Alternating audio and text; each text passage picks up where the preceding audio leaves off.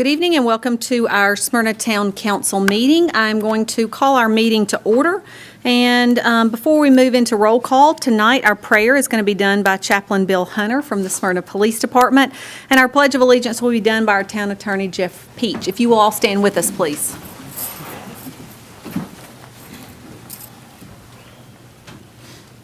Let's bow together and pray together. Our Father, as the old song says, be with me, Lord, I cannot live without thee.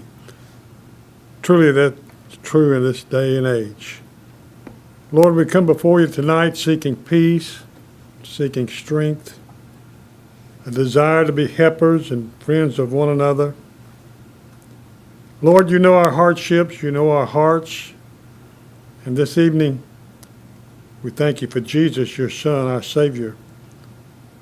I ask you to heal the sick, lift up the fallen, and Father, please end all these wars that we're seeing in our world today.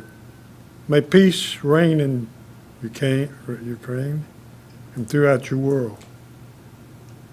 And Father, I pray for this council tonight. May they be blessed with wisdom. And Father, I pray a special prayer for the employees of the town of Smyrna. Please be with our police officers and our firefighters, our paramedics, and keep them all safe. I pray this prayer in the name of Jesus, and amen. Amen. Next flag. I pledge allegiance to the flag of the United States of America and to the republic for which it stands, one nation, under God, indivisible, with liberty and justice for all. Thank you, Chaplain and Jeff. Ms. Amber, if you'll do roll call, please. Yes, ma'am. Councilman Cole? Yes, ma'am. Councilman Morrell? Present. Councilwoman Peebles? Here. Councilman Short? Here.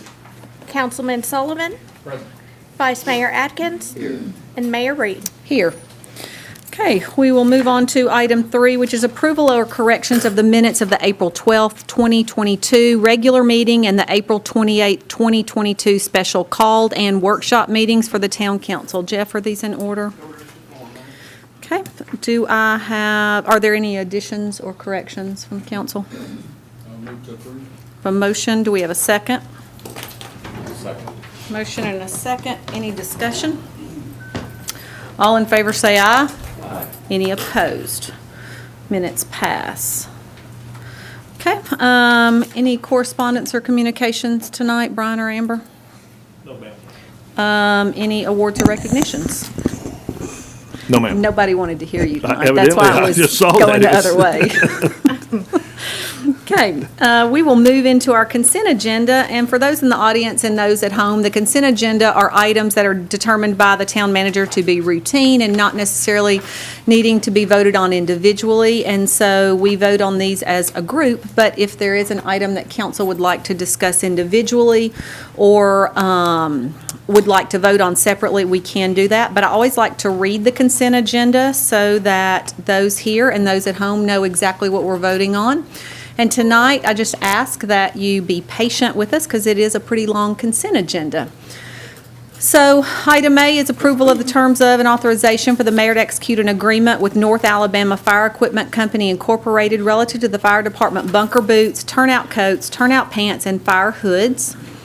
Item B, approval of the terms of and authorization for the mayor to execute an agreement with Safe Industries relative to the fire department fire helmets and turnout suspenders. Item C, approval of the terms of and authorization for the mayor to execute an agreement with Emergency Vehicle Specialist relative to the fire gloves for the fire department. Item D, approval of the terms of and authorization for the mayor to execute an agreement with Safe Industries relative to the fire department apparatus servicing. Item E, approval of the terms of and authorization for the mayor to execute an agreement with Diversified Inspections ITL Incorporated relative to the fire department aerial and ladder testing. Item F, approval of the terms of and authorization for the mayor to execute an emergency generator planned maintenance agreement for generators at stations 1, 2, 3, 5, 6, and the Moores Hill Radio Tower site. Item G, approval of the terms of and authorization for the mayor to execute a memorandum of understanding with Motlow State Community College for emergency medical responder class June 6th through 19th of this year. Item H, approval of the terms of and authorization for the mayor to execute a memorandum of understanding with Motlow State Community College for emergency medical responder refresher class, August 2 through 3 of this year. Item I, approval of the terms of and authorization for the mayor to execute a memorandum of understanding with Motlow State Community College for emergency medical responder refresher class, December 6th and 7th of this year. Item J, approval of the terms of and authorization for the mayor to execute an extension agreement with J&B Tanker relative to the water treatment plant lagoon sludge removal. Item K, approval of the terms of and authorization for the mayor to execute an agreement with Dan Weaver Services for water leak detection services. Item L, approval of the terms of and authorization for the mayor to execute an agreement with IM&E for electrical and mechanical service for the water treatment plant and the wastewater treatment plant. Item M, approval of the terms of and authorization for the mayor to execute an extension for the annual concrete contract between the town and Rollins Excavating Company. Item N, approval of the terms of and authorization for the mayor to execute a contract with TDOT to provide a federal CRISA grant totaling $1,126,578 for the Old Nashville Highway ADA sidewalk improvement projects. Item O, approval of the terms of and authorization for the mayor to execute an agreement with the Regional Transportation Authority, better known as RTA. And the last one, item P, is approval of the terms of and authorization for the mayor to execute a contract for audit services for the fiscal year ending June 30th, 2022. Council, anything you would like to pull off and discuss individually or vote on separately? I don't want to pull it off, but I would like to just comment on the grant for the sidewalks on Nashville Highway. I assume is that Tom Rose? It is. Yeah, Tom, wherever you're at. Thank you. That looks like a 90-10 split, so $112,000 for the town and 1.1 million federally. So it's a good use of your time and our money to get a lot of work done. So appreciate that. Okay, anything else? If not, do I have a motion to approve the consent agenda? I move to approve the agenda. A motion, do we have a second? Second. Motion and a second, any discussion?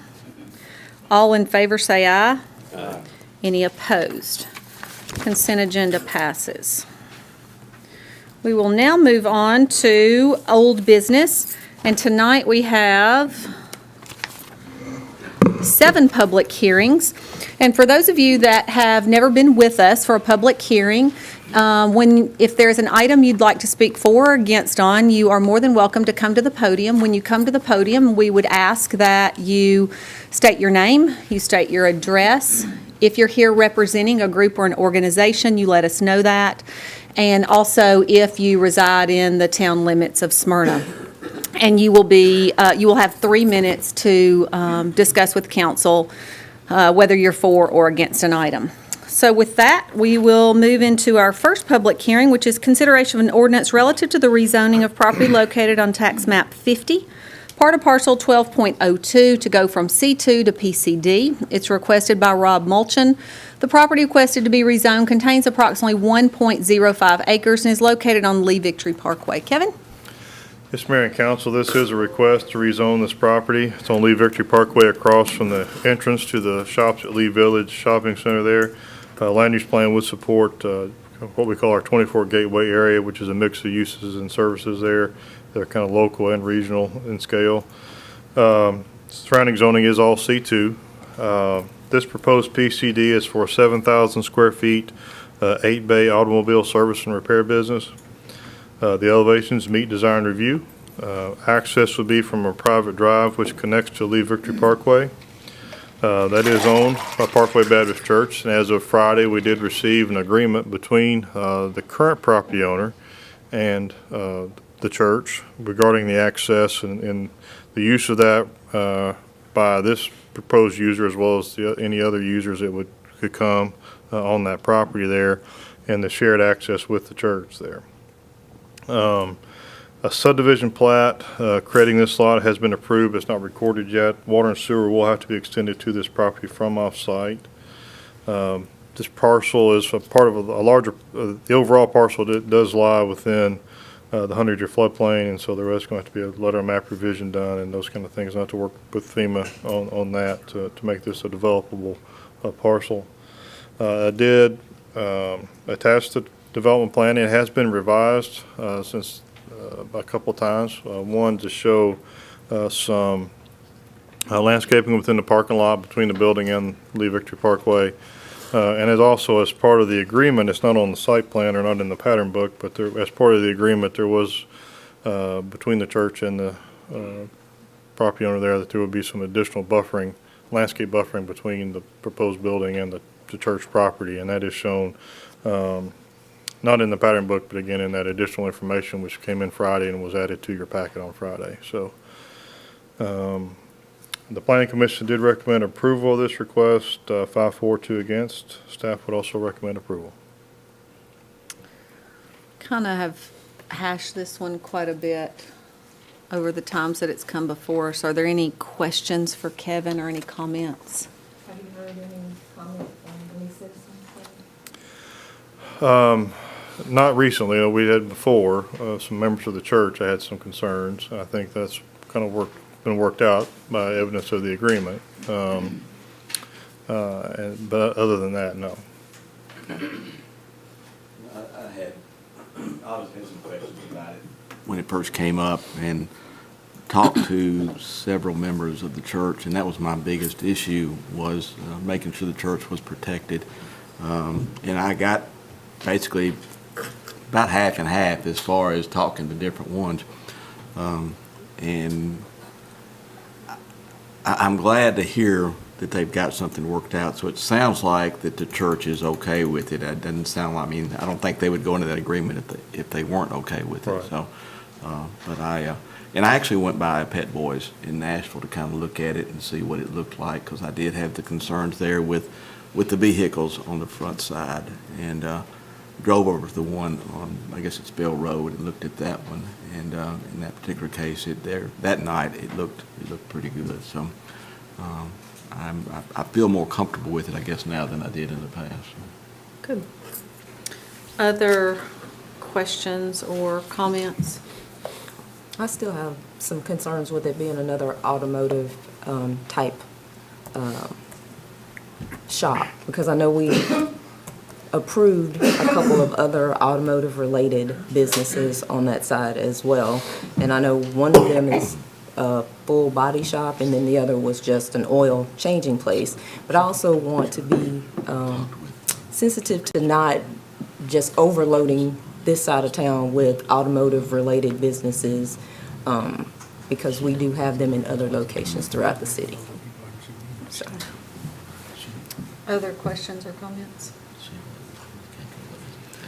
I had Okay. a couple conversations as well with a few people involved with this. Initially, I had some emails. I responded to those emails. And one of the things, and I think Tim can help me address this in planning, we wanted to make sure we did as much as we could to shield this from just glass visibility from the parkway.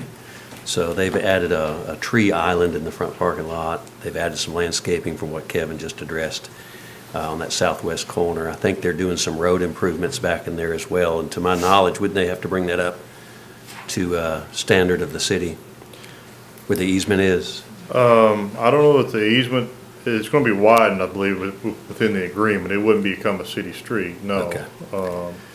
But it would still be a private easement, but it would have to, and we would look at it certainly as the site plan is with regards to just where the access is going to be and those kind of things for this track or any other future track that would be developed in that C2 area.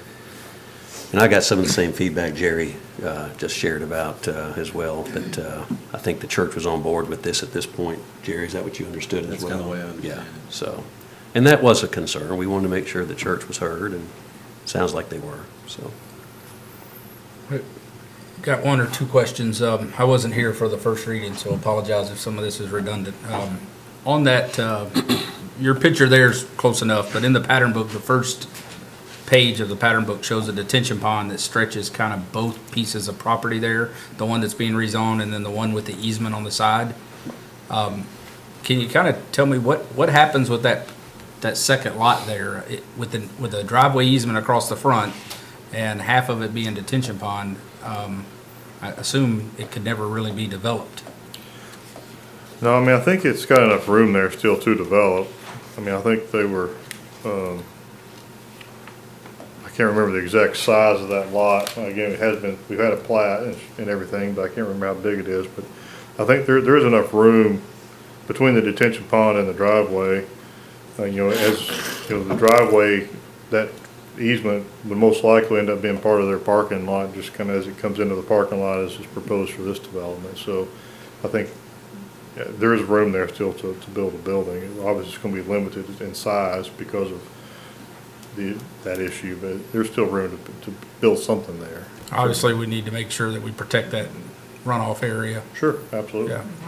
And then Mark and Tim, I guess, I noticed that 2 members of planning voted against this. What was the concerns from planning? Do you recall, Tim? That's been a month and a half or so. Yeah, I ago. know it's been a Yeah. bit. I don't recall exactly what It this. may have been related back to maybe some initial hesitation from the church, or maybe some communication that didn't take place maybe between the board and some of the members. But I don't recall anybody having an objection just solely based upon usage or whatnot. And again, I'm with Mark. It's been Gotcha. a while. I know that I received a few emails like you guys did from members of the Parkway Baptist Church mostly, I think. You know, the number one complaint I heard was that they were just concerned that it wasn't the right fit for the area. I'm gonna be honest, I came in not knowing that the church had reached an agreement. If the church still didn't have an agreement, my intention was to vote against this. But with the church having an agreement, and then I guess some of the folks Jerry talked to are the same folks I heard from. If they're now okay, then I don't have as much of a reservation, but that was the only things that I've heard about it. And coming into tonight, I planned to vote against it, but now hearing there's an agreement, that may change my opinion. And you know, one of the things Kevin alluded to was the design review on this. It far exceeds what they had to do. Sure. It's a much nicer looking building, and you know, and I hear some concerns, but it's kind of the free enterprise system at work here. And one of the things we wanted to make sure of too was the shielding from the parkway, and the developer of this stepped up and totally agreed to put the tree island in there. So a lot of the visibility is going to be shaded and blocked by the time those trees actually mature. And they are fast-growing breeds, so. I also noticed, look at that picture that you mentioned with the trees between the church and Pep Boys is nice as well. Yeah. And one last comment, I don't know if any of you have had the opportunity, they've just built one of these on 231 as you're leaving Murfreesboro into Christiana on the left. And it's a pretty nice looking building. It looks pretty good, but it just, I don't even know if it's open yet. I'm not sure. But it's that close to being finished. Other questions or comments? Okay, seeing none, this is a public hearing, so I'll go to the public to see if there's anyone here to speak for or against this item.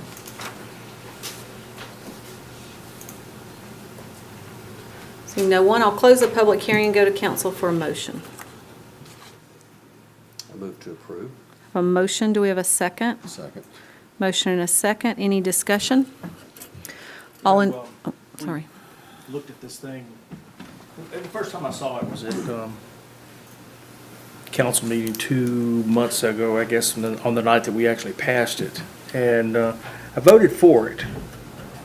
But the more I looked at it, the more I don't like, and we discussed this also, I don't like the way it's situated on the lot. And we talked about, okay, can it be moved? And I think the answer to that, Kevin, was they had looked at that and the only way it was going to fit on this lot was in this particular spot. Yeah, you got a TVA easement on the part of that, so if they rotate it, the But there's no longer way side to of the put building- any of the parking on the back side of the building, correct? That's right.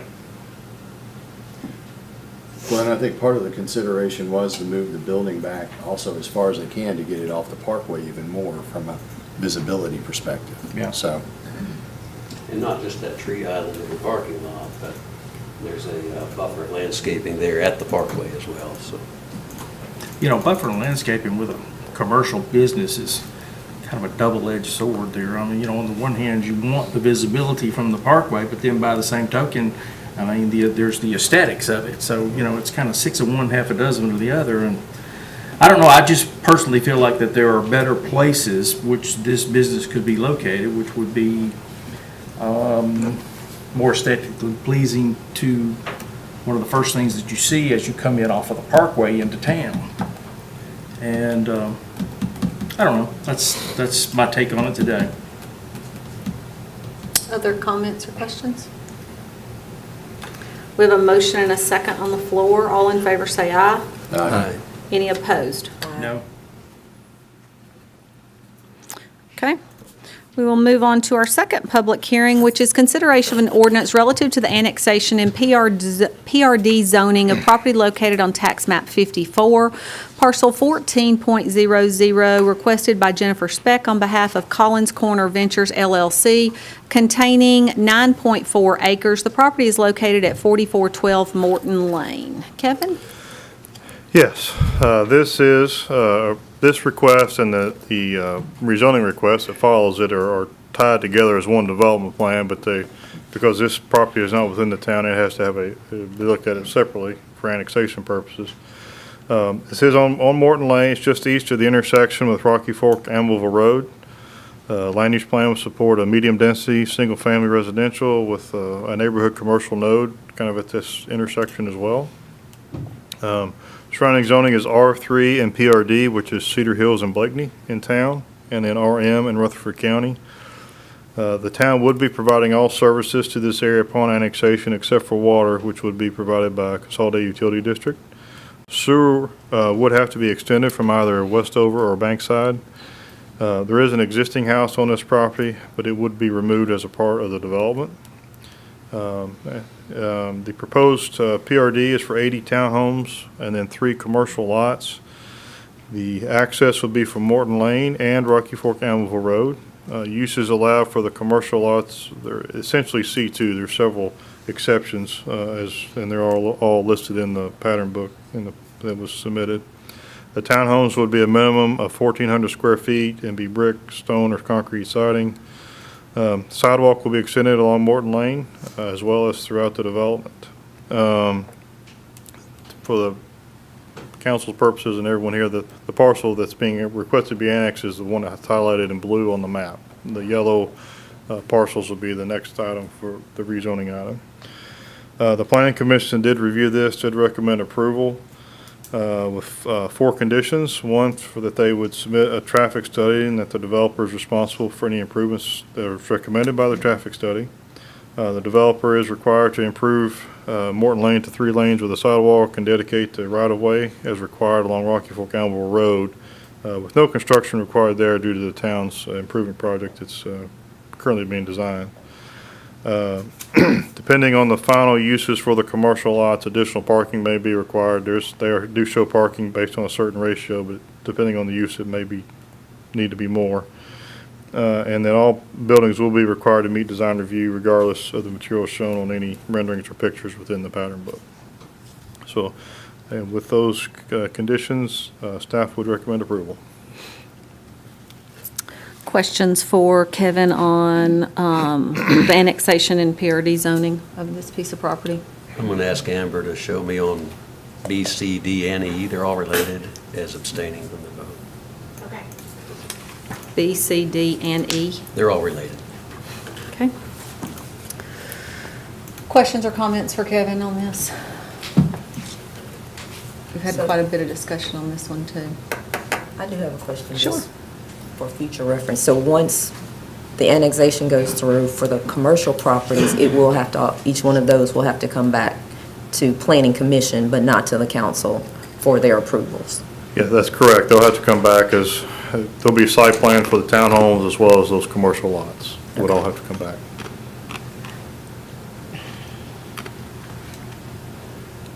Other questions or comments?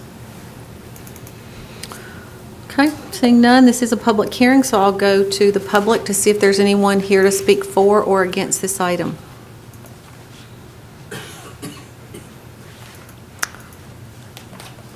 If you will, state your name, your address, if you're here representing someone, and if you live in the town limits, please. Name is Kevin Estes, 2925 Berry Hill Drive. I am representing the development. And no, I do not live in Smyrna. Thank you. And I'm just here available to answer questions and provide any information needed. But other than that, we look forward to doing another fine project in your town. Thank you. Great. Any questions or comments? Okay, anyone else like to speak for or against this item? Seeing no one, I'll close the public hearing and go to council for a motion. I move we approve. Have a motion, do we have a second? Second. Any discussion? All in favor say aye. Aye. Any opposed? Motion passes. Our next public hearing is in regards to the same project. It is consideration of a resolution relative to a plan of services for property located on tax map 54, parcel 14.00. Kevin? Yes, Mayor and Council, this is just the plan of services that we are required to adopt anytime we look at an annexation. Again, it just puts in writing the services the town will be provided upon the effective date of annexation, which would be all services here except for water, which, as I stated earlier, would be provided by Consolidated Utility District. Staff would recommend approval. Council, any questions on the plan of services? Okay, we will go to the public to see if anyone here is here to speak for or against the plan of services for this property. Seeing no one, we'll close the public hearing and go to council for a motion. I move we approve. A motion, do we have a second? Second. Motion and a second, any discussion? All in favor say aye. Any opposed? Motion passes. Our next item is our housekeeping item. It's a consideration of a resolution and memorandum of ordinance 22-11 relative to the annexation and PRD zoning of property located on tax map 54, parcel 14. Do I have a motion? Motion to approve. Second. Second. Any discussion? All in favor say aye. Any opposed? Motion passes with one abstention.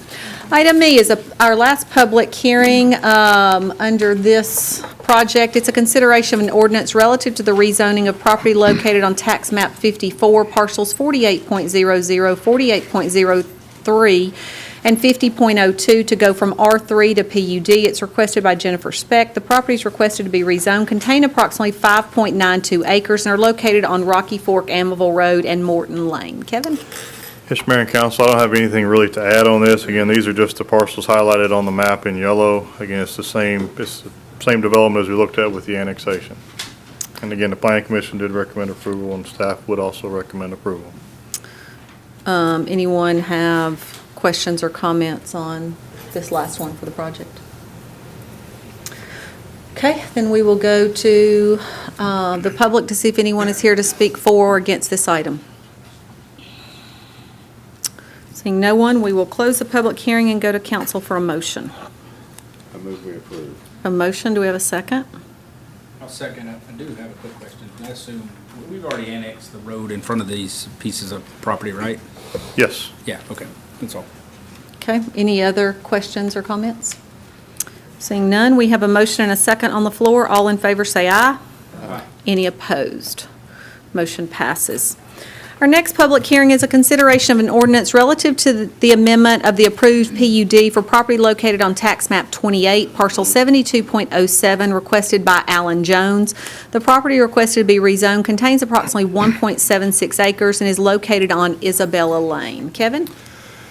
Yes, Mayor and Council, this is a PUD amendment on Isabella Lane between President Place and Rock Springs Road.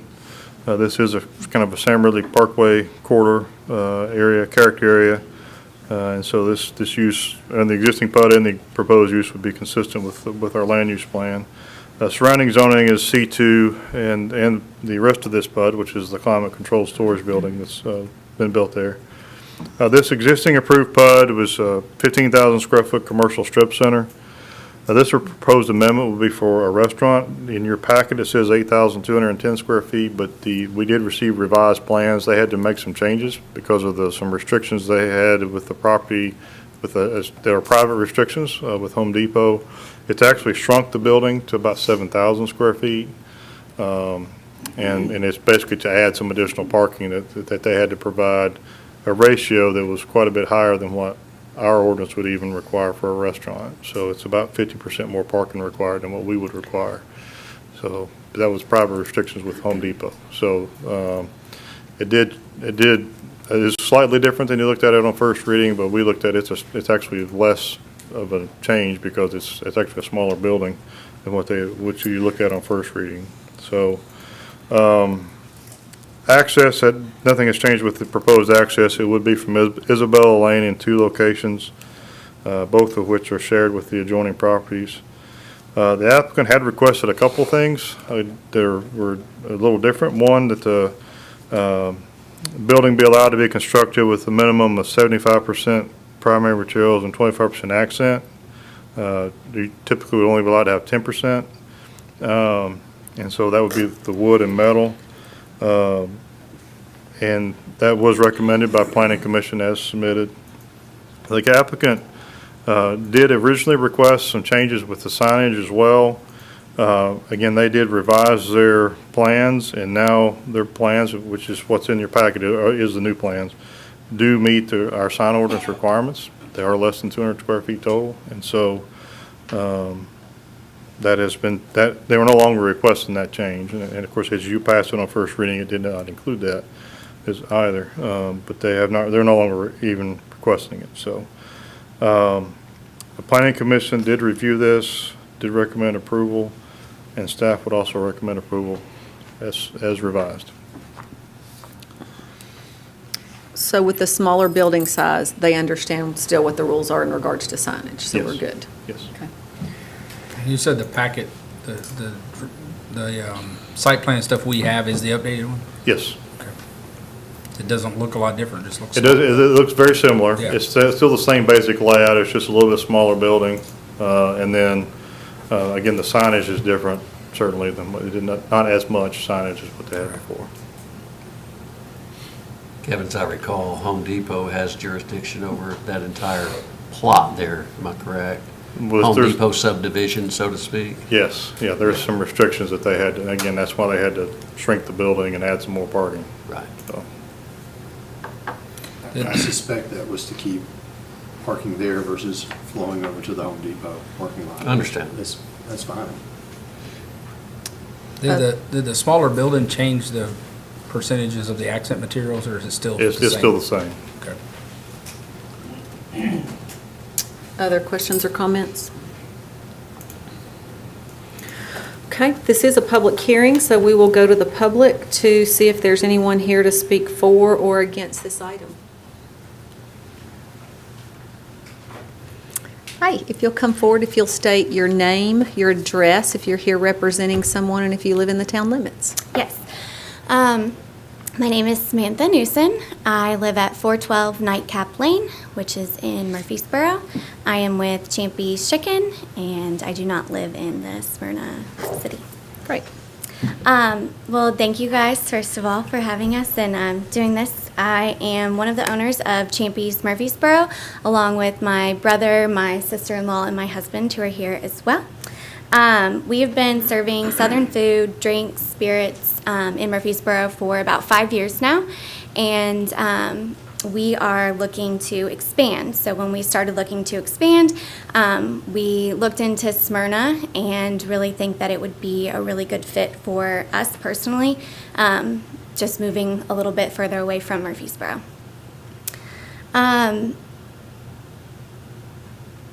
We are excited to join the community here in Smyrna with hopes that our building meets all of the regulations that you guys have set before us. We are really big on community involvement, and I know that from the last meeting that you guys had here, you guys talked a little bit about sales tax revenue and employees. We hope to employ upwards of 60 or 70 people, all locally here from Smyrna. It's really important to us to be a part and a steward of the community as well. Some things that we do currently in Murfreesboro, we sponsor soccer teams or football games. We'll feed people. We'll do give back nights. And we think that coming to Smyrna, we could definitely help and continue to be a big part of what Smyrna does for the community. We hope that you guys will approve all of the changes that we've made and that we can work together so that we can have a cool, fun spot for the people of Smyrna to come eat. Great. Thanks, Samantha. Thank you. Anyone else to speak for or against this item? Hi. My name is Jessica Aubert. I'm with Studio 323 Architecture and Design. I'm the architect working on this project. Do you need my address, I guess? Yes, please. I'm located at 7520 Blue Springs Road in Cleveland, Tennessee. And I just wanted to come and just reiterate that we have made a couple changes since the last reading. That was because the Home Depot is requiring 15 parking spaces per every 1,000 square feet. So now we have 105 parking spaces, and we had a little less than that before. And we did reduce our signage per the last council meeting. Everything else has remained the same. We added a little bit of deck space on the front, but it didn't change the accent materials that we're using or anything. And so still, I think that per your ordinance, we have more than enough primary materials, and the place that has the most accent materials is sort of facing the Home Depot, so. Great. Thanks, Jessica. Nope. Anyone else to speak for or against this item? Seeing no one, I will close the public hearing. And Samantha, just to address some of the things, we love having partnerships in the town of Smyrna. We are a really close-knit community, and neighbor helping neighbor is something we're very much about.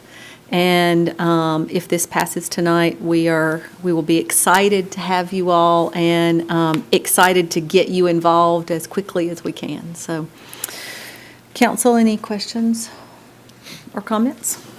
Seeing none, do I have a motion? A motion, do we have a second? Second. Motion and a second, any discussion? All in favor say aye. Aye. Any opposed? Motion passes. Welcome to Smyrna.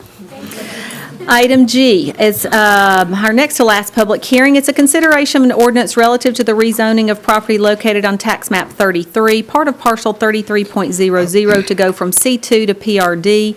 It's requested by Aub Ishak. The property requested to be rezoned contains 13.85 acres and is located on Todd Lane and DeLacy Lane. Kevin? Yes, this is a rezoning request for a portion of a tract of land. It's on between Todd and Lane and DeLacy Lane. The overall parcel has frontage on Old Nashville Highway, but that area of, it's about 5.18 acres, is not proposed to be changed. It's proposed to remain C2.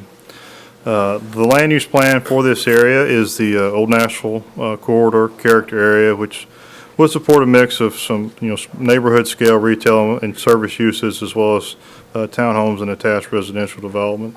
Surrounding zoning is a mix of C2, R1, R2, and PRD, which is the Talia Trace PRD, which is across Old Nashville Highway from the site. There is a cemetery on the parcel. It is included with the rezoning request, but it would be divided off as a part of the development. The original requested PRD was for 100 townhomes with a density of 7.22 units per acre. As recommended by the Planning Commission, the development has 94 townhomes, which has a density of 6.79. Access would be from DeLacy Lane, as well as an extension of Mason Tucker Drive from Todd Lane to Old Nashville Highway through the development. And that would be the public street. The rest of the streets would be private. All the units would be for sale, and there would be an HOA with the common space being managed by a third party. A traffic study was submitted for the development, which included a traffic signal warrant study, looking at the Old Nashville Highway Mason Tucker intersection that would be created. That study did recommend that Mason Tucker be a 3-lane section through the site, and with a 4-way stop at Todd Lane and Mason Tucker, but that a signal would not be warranted. The proposed townhomes would be 1,350 square feet minimum. 74 of those would have garages, so 20 would not have garages. Again, I did attach the traffic study, the pattern book, and everything that was submitted.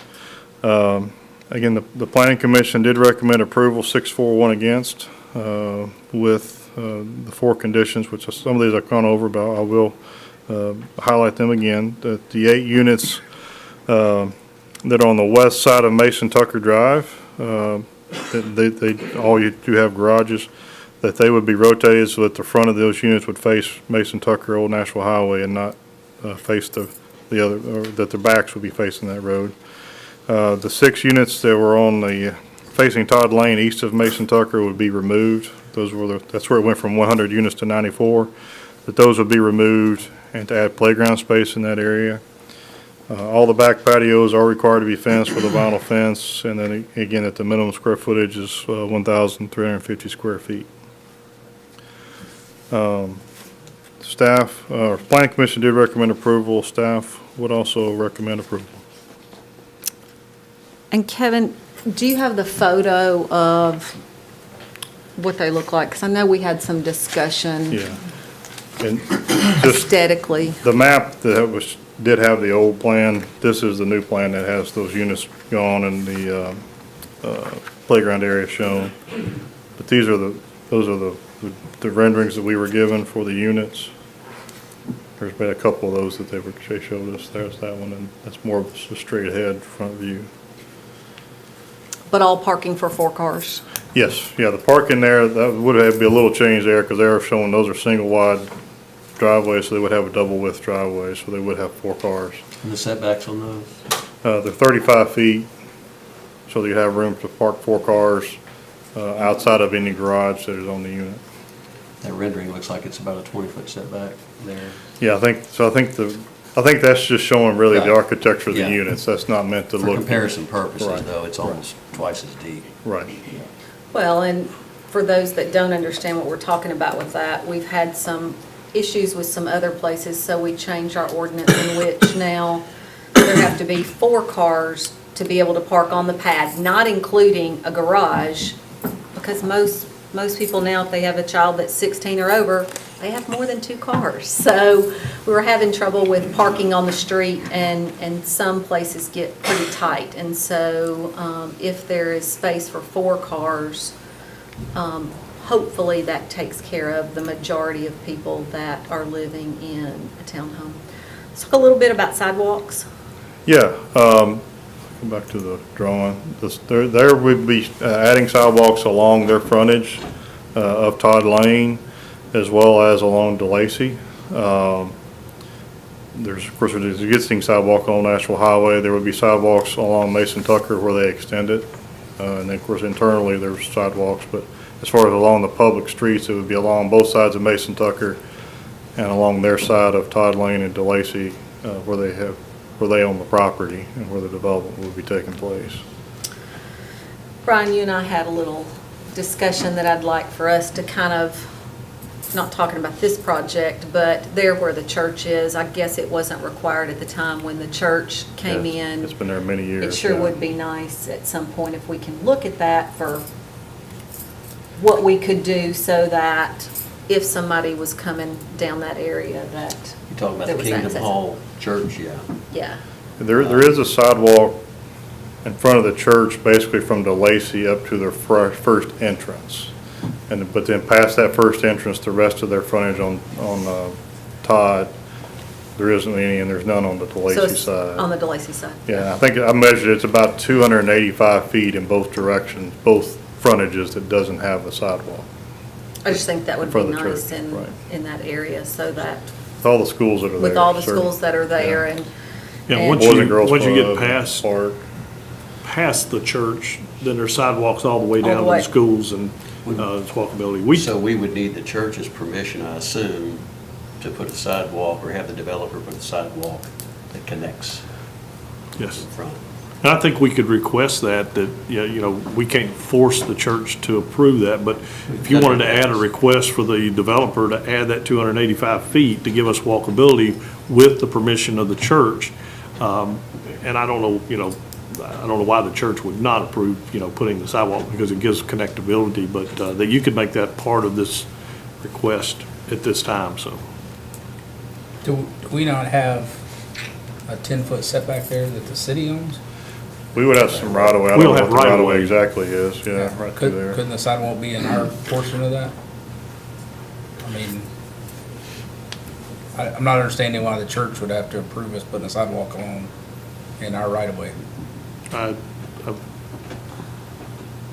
Kevin, do you know what the right-of-way is? I wasn't sure what the right-of-way section was there. Yeah, I really We'd don't have know. to look at that, but Okay. that could possibly be that it could be in right-of-way. So again, But if not, Yeah, if not, we'd okay. have to have the church's permission to be on that property. But if we have right-of-way, then yes. And again, you know, we could request the Well, the and developer. I think what you would see is a lot of kids that might be living in this development would be going to David Urey or might be going to Smyrna Primary. Thurman Francis or Smyrna Primary or the Boys and Girls Club or somewhere around in there. So I don't think, that Smyrna Middle, I don't think that's too much to It's- ask. It's kind of interesting that you bring that up, because that segues into, you know, one of the things that we hear a lot is affordable housing. And I kind of hate that term because it's an anomaly, right? Affordable housing, when people say that, they say they want, that, what they mean is they want, you know, a 2,500 square foot, single family home on 1 acre for $250,000, which doesn't exist and is not going to exist. Affordable housing these days is this. This is 300,000 probably by the time they get to it built or more with the market. Any comparable house, single-family home, you know, an R2, an R3 development is going to be 500,000, 600,000, 700,000. And that's the problem that we keep running into, is that we hear people saying, you know, we don't want townhomes, we don't want condos, we don't want apartments, but there is no single-family dwelling developments out there that's considered affordable housing these days. There just isn't. And so what we're doing is we're building homes that fit 40 and over, you know, well-established families that can afford them, and we're not leaving anything for people that are trying to build a family, young people with kids that would be going to these schools. You know, we all want community schools. We want our kids to be able to walk to school like we used to be able to, but to do that, we've got to be able to build affordable housing around those schools. And I don't know where else in Smyrna we can do that these days. Everything that's developing out by Stewart's Creek is much more expensive.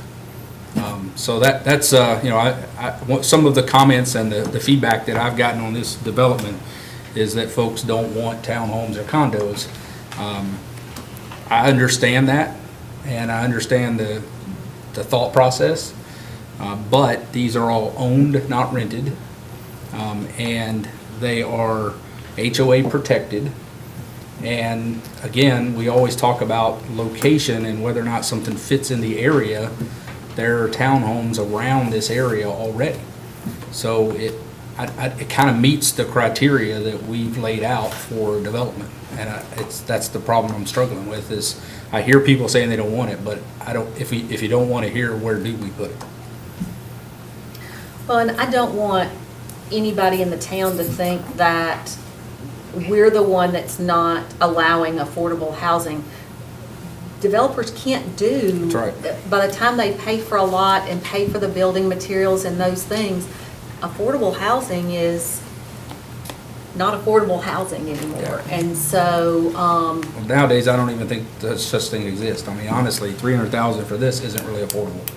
It's just, that's the best you can get price-wise at this point.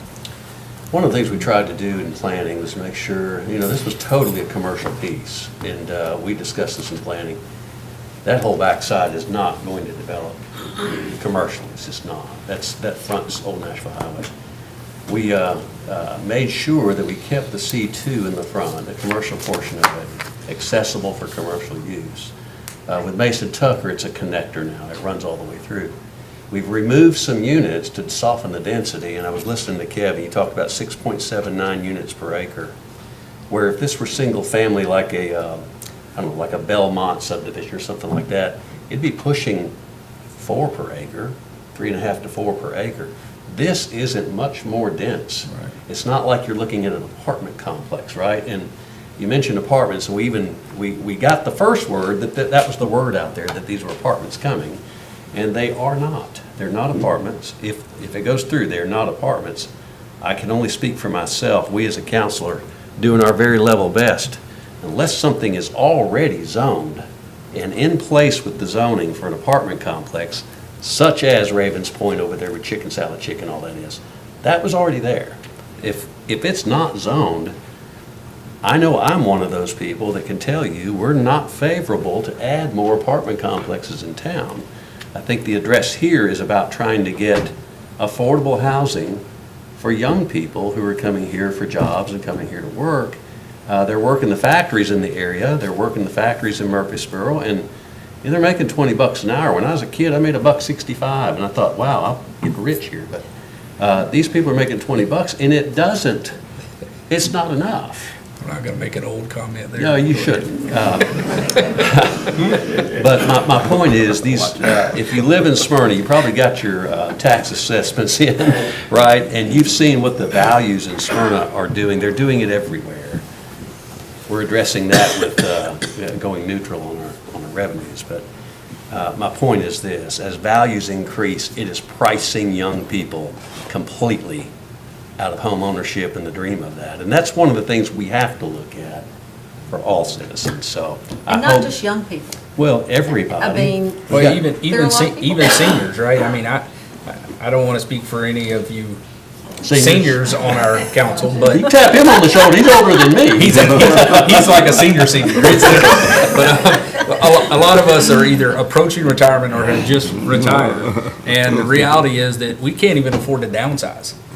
We could get a nice price for our house, but there's nothing in Smyrna that we can use that money to buy. And so we're having a problem where we're pricing not just young folks, but the other end as well. We're The seniors. pricing out the seniors. We're pricing those folks out as well. And so trying to find quote unquote affordable housing, this is the best alternative that we could come up with anywhere, I think, for affordable housing. To invest and not rent. That is an investment, right? It's not a rental property. It's not something that somebody's just gonna flip every 6 months, and there's always, people in and out constantly. I took a little time to look at the traffic study today, and because that was a question that came up. That's a 5-lane highway. Obviously, it flows pretty doggone well, even in peak hours. It's the little side streets and things, and the neighborhoods back in there, they tend to get a little congested at school hour, 7:30 to 8:30 in the morning, and then 4:30 to 5:30 in the evenings, what the report showed. I only saw in that traffic study, and you correct me if I'm wrong, Kevin, you probably looked at it, I only saw one road that had a D grade, and that was at the top of the hill where Enon Springs hits the old Nashville Highway. All the other arteries were C grades or better, C, B, or A, which means it flows pretty well considering, unless it's a peak hour, right? So, peak hours anywhere in town anymore are pretty congested. I think we can all agree to that, and we know that doesn't, we've often said traffic's probably always going to be congested. We're a bedroom to Nashville now. We're no longer a small community, we're a bedroom community. So. Brian, you and I had some discussion about the school zones. Yes, ma'am. And it's not when they're actually dropping the kids off. It's a lot of times is when it's people that are coming and sitting an hour and a half before. Oh, I see some head shaking out there. You know what I'm talking about? About an hour and a half before because pickup, and the line goes out and snakes and goes out, and then people wanting to get by have a hard time. Is that something we might be able to have some discussion with the school, or maybe Trey, Lee? I've reached out and asked, because I was telling the mayor, I was over at Thurman Francis about 2 weeks ago for something, and I went in and I saw somebody I knew sitting in line. What are you doing? He said, well, my child's going to get out of school here. And I said, when? I said, am I in the middle of the school zone? He said, oh, no, you've got plenty of time. It's about an hour and 20 minutes from now.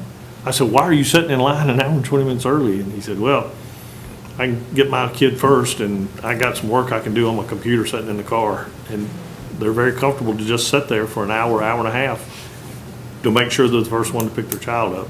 And they don't realize that they're creating the backup for everybody else. Well, that's kind of my concern, that's what I've heard from citizens and neighbors, is that there's backlog from cars sitting, so that creates the congestion. And so the concern then becomes, if we're having 94 other homes and there's only two-way in and out, how does that get addressed? Well, like I said, one of the things we talked about is we can create the walkability from these units down to the schools. If it's school children, they would not be putting more cars on the road because they'd have walkability, and I think that would help. But I have reached out, and I'm trying to talk with Trey to see if there's another way to stack cars at the school, or if there's a way to deter people from coming an hour and a half before and begin, creating that backlog. Because if you would come when your children are getting out, the flow would, you load them in the car and you keep moving. Now it's like you're starting from a loghead of backlog of traffic. Like you said, hopefully providing those sidewalks, parents might choose to walk to pick their children up or drop them off. And hopefully, people who are going in and out from work, drop off. We did some bell times and 2:30, 3 o'clock, and 3:15. So hopefully, people aren't coming and going for work at the same time that pickup and drop-offs for school. I mean, pickups they might, but afternoons, they shouldn't, but mornings, they might, so. I have one other issue related to some concerns that citizens have contacted me about, and it's not the affordability, because I'm all for having housing that citizens can afford, and young people, seniors, whatever the situation is. But one of the other concerns is the density related to not only this development, but the one we have across Old Nashville Highway that's coming in. And so people are looking at that as, okay, now we have twice as much traffic that people may bring into this specific area. So what do we do about that? Or is there an issue, or do you not see that as an issue So the traffic study related to this? The traffic study was done on both parcels, so, we would look at the traffic study from the standpoint of any recommendations that came out of the study for traffic. But basically, the traffic study's not giving us anything, but I think, Jeff, Kevin, the crossroad of Mason Tucker and Todd would become a Lane. three-lane, Be a- three cross lanes there, but. Yeah, and then you'd have a four-way stop there Yeah. to kind of control traffic on that side. Our typical townhome complexes would fall under R6 zoning typically, which allows 14 and a half units per acre. Am I correct? This is 6.7, so it's a lot less dense than most you would see. What's our road width over there? Are they 22? As far as like DeLacy or Todd, Right. 20 to 22 would be my guess, yeah, I haven't gone Is out there and any, measured them, do you see any need, for example, there where Mason Tucker tees into the highway for any kind of turn lane at all? Well, Mason Tucker would be a three-lane section, so you would Okay. have Is a that turn correct? lane Okay. there coming in and out of Mason Tucker, of course, Old Nashville Highway's fine. Okay. Yeah. On that's what when I was kind of looking at this, I was looking at it from, where's the most likely ingress and egress point? If you've got 3 lanes at Mason Tucker with a 5-lane highway, so turning lanes in every direction there, I think most folks would choose that as their exit and entrance.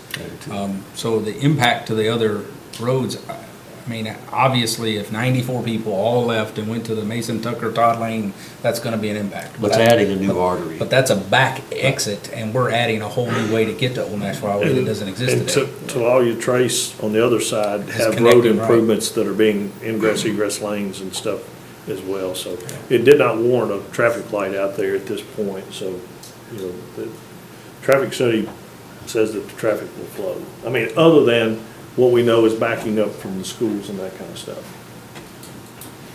Yeah, I'm just not sure this complex is going to make that worse. I think that's already a problem. I don't know if this is going to make it worse. And it is commercial. We did keep the commercial along the front. And one of the things we often hear is, and I hate the term sometimes, but it's kind of be careful what you wish for, because one thing could lead to something, if it doesn't come in, it can actually be something different. And so, and more dense, yes. Other comments or questions before we go to the public? Okay, this is a public hearing, so if there's anyone here to speak for or against this item, if you can come forward.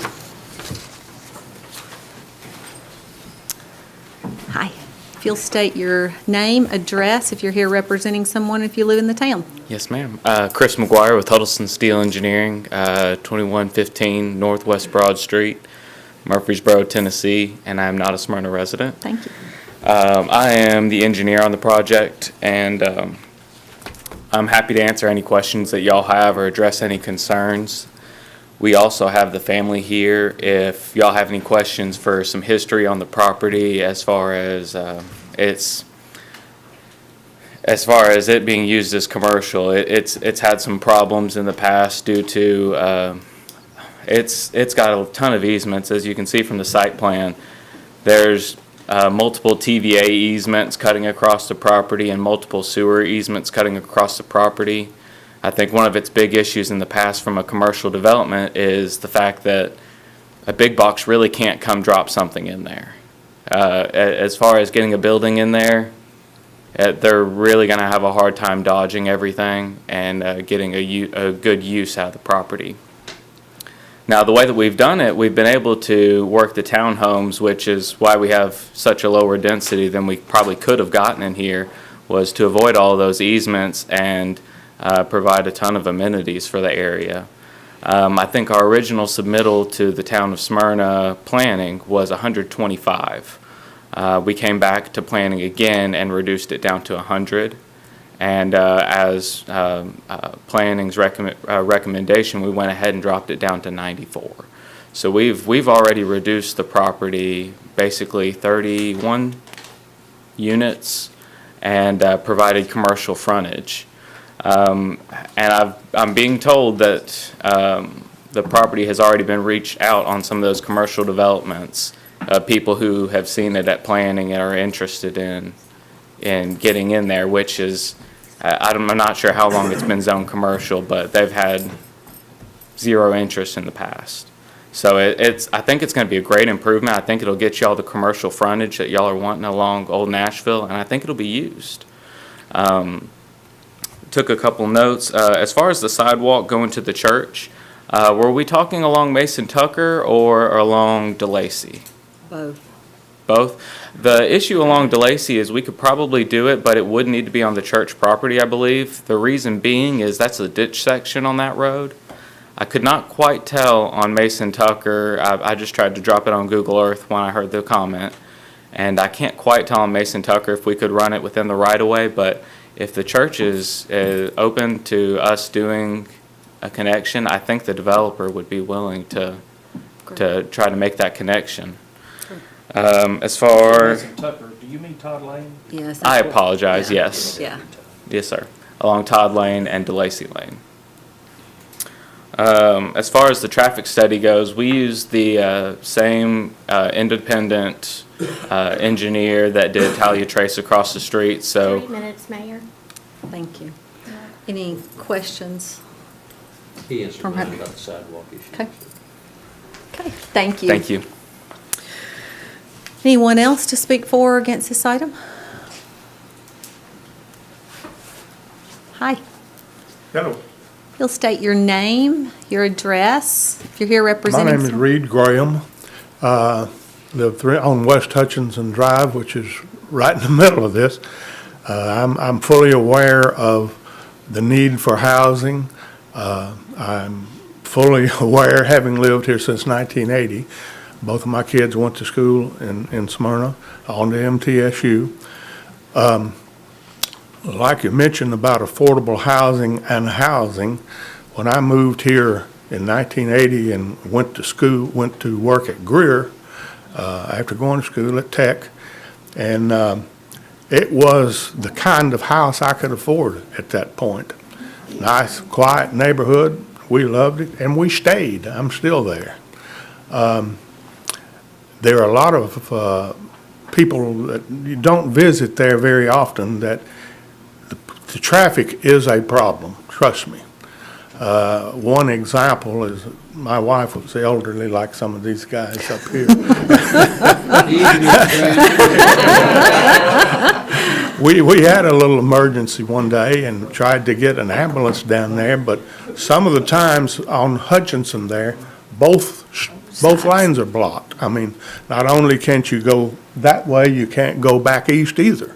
So it is a problem. And I guess I'm representing my neighbors in that area there. I just think that to put more houses in that area, everybody's gonna have what you said, 2, 3, 4, 5, maybe cars coming in there. There's no way that can't make a difference and create a bigger problem, which it is a problem. It's not all day long. I admit it's not all day long. Early in the mornings and starting about 2 o'clock. That's one of the problems, that people get there so early to be number one there. And it just keeps going. I've got some pictures here. I don't know if you want to see those or not, but back all the way up there to Bailey Collins one way, and all the way down to in front of the ball fields the other way. And that stays that way for about an hour. I guess that's all I got to say, but I just think there's better use for that property than there would be to put more houses right there. And I know we need living quarters, but Thank you, maybe Mr. I'll Graham. sell mine if somebody wants to buy it. Thank you. Mr. Graham, a quick question. Mr. Graham, how long have you lived over there, did you say? Since 1980, Was Mooney's Barbecue open then? Moody's Barbecue. Where was that That's the old located? site we're talking about right now. And that's kind of a historical little place there. On you the know. Lacey? Yeah. Yeah. Yeah. That was open then. Yeah. There was no Nissan. There were no traffic problems. Thank God for Nissan, no, I tell you. But I know we're growing, and I've seen the growth, since I've been in Smyrna. Love Rutherford County, but, just look at it, what's you. going on in that particular area already. I am totally against putting, not people in homes and having a place to live, but in that particular area, I do oppose that. Thank you, Mr. Graham. Okay. Anyone else?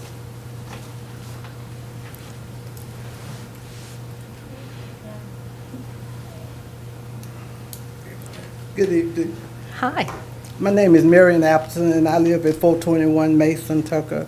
And I was concerned about the traffic, but they answered my question. He said that they will have an entrance from the Old Nashville Highway. I thought all of it was going to be Mason Tucker, so I'm satisfied. Great. Thanks, Ms. Appleton. Anyone else? Thank you, Mayor. Mike Sparks, 114 Woodland Drive. A lot of the concerns I've had have been addressed, and I want to thank Councilman Atkins and H.G. Cole, Brian, for listening to my concerns. Some of my church members are here. Miss Parrott's here. She went through surgery recently, so she's having a tough time speaking. Her late husband was stationed at Seward, a friend of mine, Jim Parrott. I want to thank Chairman Morrell for questioning the density. That was a concern I had initially, because there was talk that this was all going to be apartments early on. We know it's a tough site to develop. The housing issue is a serious issue. I was over at Therma Francis the other day. I didn't know your mother taught over there years ago, she was telling me the other day. So, it's sad when my own son's looking at Tullahoma to move to purchase acreage to build a home. I want to thank Mike Allen for addressing the square footage on the partial. The school bus stop was addressed. But one thing I did want to mention, like Mr. Graham mentioned, I happened to be coming down Old Nashville Highway the other day, and I was turning left into Lacey, and the traffic was backed up into Old Nashville Highway. And that was my concern, if somebody's coming through there and hits that car, that's that Honda van that's sitting there. The playground area, the bus stop I mentioned. I know we're not going to see the homes that Mr. Graham and Miss Parrott and Valerie and Jean have, or I have. That's, it's kind of sad, but times they are changing. But this looked like it was really well vetted through planning, so I want to commend the planning commissioners. And something's going to happen with it. But thank you for addressing the parking too, because I went by another development the other day. I won't say which one, and I think y'all know what I'm talking about. And you can't park 4 cars over there. So thank you, Mayor. Thank Council for your time, and thank you, Ms. Hercules. Anyone else to speak for or against? My name is Valerie Shaver. I live at 316 West Hutchinson, and I am a citizen in Smyrna. My question is the water runoff from the development, and it may have already been addressed previously, but this is the first meeting I've been to. When we've had rains lately, the drainage ditches in front of our property now are retaining water longer than normal. We've seen what happened at Sam Ridley and Old Nashville Highway with the new construction up there, with the rain that came that flooded the area. Is there going to be any provision made for water retention, water runoff, so that all that water that is now soaking into that undeveloped property won't come down to Thurman Francis and West Hutchinson and into our neighborhoods? Great, thank you. Go ahead. Just to answer that really quickly, by ordinance, a property cannot disperse any more water than is what is currently dispersed. So to answer the question, by ordinance, the water has to be retained there, and we cannot disperse any more volumes. And I think that we've seen that over the years as we've gotten better with our stormwater retention, both locally and, the state with TDEC, that's something that we focus on. And I think you see the proof of that in the newer neighborhoods versus the neighborhoods that have been existing for a while. And if I'm not mistaken, that's state law. Yeah, and I wanted to point out, you brought up Old Nashville Highway and some of that. The reason you're seeing some water over there is that project's not completed. There are some work that will be done to tie the stormwater sewers in across the road there. When the paving gets completed, it'll raise the elevations to allow the water to go to the storm sewer instead of collecting on the street. But that water's been collecting there for years. I've been here 4 years. I've seen it, but when that project is completed, that problem will be resolved. So, and it's part of that same thing that Tim's talking about. We do have some standards that they have to meet. Unfortunately, that one's just not completed yet. Yeah, this development will have town sewer and water.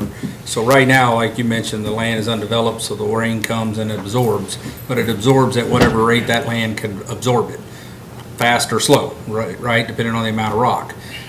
By building this development, all of the roads will have sewer and stormwater, so water coming down those driveways into the road are now going to be carried away in the sewer system instead of being left on the land to be absorbed or run off, whatever happens. So it should, I would guess it would improve because you're going to now have stormwater carrying the water away instead of just letting it land and roll wherever it rolls. Around here, rock is 6 inches deep, almost everywhere. So there's not a lot of absorption. It's a lot of movement. And so a stormwater is really going to help, a drainage system is really going to help carry the water way better. And there is detention on site, too. Yeah, there is. And that is on the side that she's talking about as well. That is. Yeah, I don't, Ms. Shaver, I don't know if you can tell, but if you look up there at the map on the far right side, you'll see that regional detention area, and that's designed to help. Yeah. And that is on the side where you live at Yeah, as well. that's on the DeLacy side, so we keep it from coming through Thurman Francis to West Hutchinson. Anyone else to speak for or against this item? If you'll come forward and state your, no, you're good. Anyone else? Seeing no one else, I'll close the public hearing and go to council for a motion. I'll make a motion that we approve with the recommendations that the Planning Commission and staff has submitted. We might want to reiterate those just real quick. Yeah, and, I guess which part of the sidewalks are we wanting to include? The sidewalk extension or just the sidewalks that's already proposed? I think we'd like to include the sidewalk. Tie into the school system so that there's walkability to the schools and to the Boys and Girls Club. Motion. Todd Lane and DeLacy. Yeah, so a motion to approve with the recommendations and the additional sidewalk tie-ins to DeLacy and Todd Lane. Does that need to be think it per the It's church allowing it on the parts that I think we are? can recommend that, and then Contingent on church we'll approval. Yeah. work with the church and see what right-of-way is available from the town and what we'd have to work with the church. But I think we can make it as a recommendation. Okay. Kevin, Jeff, we good? We good? I think it's a good recommendation. Obviously, it may be something, if it's going to be our sidewalk, eventually we would need to take it in anyway. But Right. I think if that's your suggestion, it can't be mandatory with that. Contingent upon church approval if we don't have the right. Correct, yes. Okay, so I have a motion on the floor. Do we have a second? Second. Motion and a second. Discussion? I have a clarification. Sure. So I know you said you were gonna talk with Trey Lee about the schools Yes. and trying to, and I don't know that can be how to put that in there. I just want citizens to know that that's not something that we're Yeah. leaving undone. Right, and one of the things we can do, and Chief sitting in the back here, I think, we can start monitoring during the school hours. If we see people backing up on Old Nashville Highway and stuff and are parked in a turning lane, we can move those people on. So we'll try to be a little more cognizant of that happening. But it is, we're gonna have to work with the schools. The schools are gonna be, they're gonna have to put something out to preclude those people from parking for an hour and a half and backing up. That's a whole city of schools over there, really. Yeah, well, you've got 4 schools, right there together. So. And they may not even be aware that it's an issue for our citizens. They're focused on the kids and getting the kids educated and then out the door to go out. So maybe making them aware we can work together and come up with, with something. We will So- follow up on that And conversation. I know they know it, and you may know it as well, but of course, Thurman Francis, one of those schools, doesn't have busing, right? It's all pick up and drop off. It's a magnet school. It's a magnet Right. school, so they have to be. That's It's a also little a bit factor. different. It's gonna That's have right. more cars because it's a magnet school. Well, And less room to stack. Right. and to your point, we're not sure that this would even impact Thurman Francis in that it's a charter school, you're applying to go there and you have to be Yeah. accepted. So it's not an automatic school zone here. Right. That if you live there, you're going to Thurman Francis. That's right. But they would most assuredly go to Mason Tucker, and I don't think we've got sidewalks that go from the school building up to this property. It goes to the corner, I went over and looked, there's sidewalks that come up to the corner where the church is located. No, I was talking about from David Uri. So on On the Mason Mason Tucker. Yeah, no, there is a sidewalk There that is. goes up David Yeah. Uri, goes There up is, side of the goes hill. up. There is a sidewalk there. Some new homes being built Are right you there. talking about coming down Mason Tucker towards Todd Lane? No, I'm talking about from David Uri School down Mason Tucker to where this property is, Yeah, to actually where it Todd Lane. ties in. There's I one mean, I was on just that looking at the side. picture here, and it shows where Hummingbird Hill put one in, and it seems to stop right there and That's where he's doesn't talking about. go It on stops at down. Hummingbird Lane. Okay. And there's I not on thought I Mason saw- Tucker. I rode over there, I thought I saw them all the way down to the corner, but we'll look at that. Well, it's just something that is going to need to be addressed, Necessary, yeah. along with the, Yeah, if you're gonna improve the walkability over there. Yep. Yeah. well, that's what we, That's the whole point. absolutely. So where are you saying it's not? I'm just looking at this picture, I'm looking at Google here, and you can see right there, it stops at Hummingbird Hill. They put the new sidewalk in there, and of that's course, where it it stops. stops at the end of their property going on down also. But I really can't recall, I mean, I know coming up Todd Lane here, there was a paved area delineated by a curbing. And I don't recall whether it goes down Mason Tucker or not, I don't think it does. We'll have to look at it. I looked at so many over there the other day trying to figure out where the roads were gonna be and that kind of stuff. but Well, we'll- they back the cars up on Mason Tucker just exactly like they do down there at I know. Thurman Francis also. I mean, it's just not the most ideal situation. But I don't have a better plan, unless we're gonna build a parking lot and let them go sit in a parking lot or something like that. Just maybe some cooperation with the school board, which has already been addressed, so, Right. go forward. Yeah, this is Okay, we have a motion and a second. Any other discussion? All in favor say aye. here. Any opposed? Motion passes. We'll now move on to our last public hearing, which is consideration of an ordinance relative to the rezoning of property located on tax map 55, parcel 7.02, to go from I-2 to C2. It's requested by Mr. Patel. The property requested to be rezoned contains approximately 2.94 acres and is located at the corner of Amaville Road, Poplar Wood Road, and Seminary Road. The recommendation also includes the rezoning of parcel 7.01 owned by Consolidated Utility District to go from I-2 to C2. Kevin? Mr. Mayor and Council, this property is at the corner of Almaville Road, Poplarwood, and Seminary Road. Land use plan would support actually a medium-density single-family in this area. Surrounding zoning is I-2, R3, R1, and PRD, which is Belmont to the east and Preserve of Stewart Creek across Almaville Road, and RM in Rutherford County.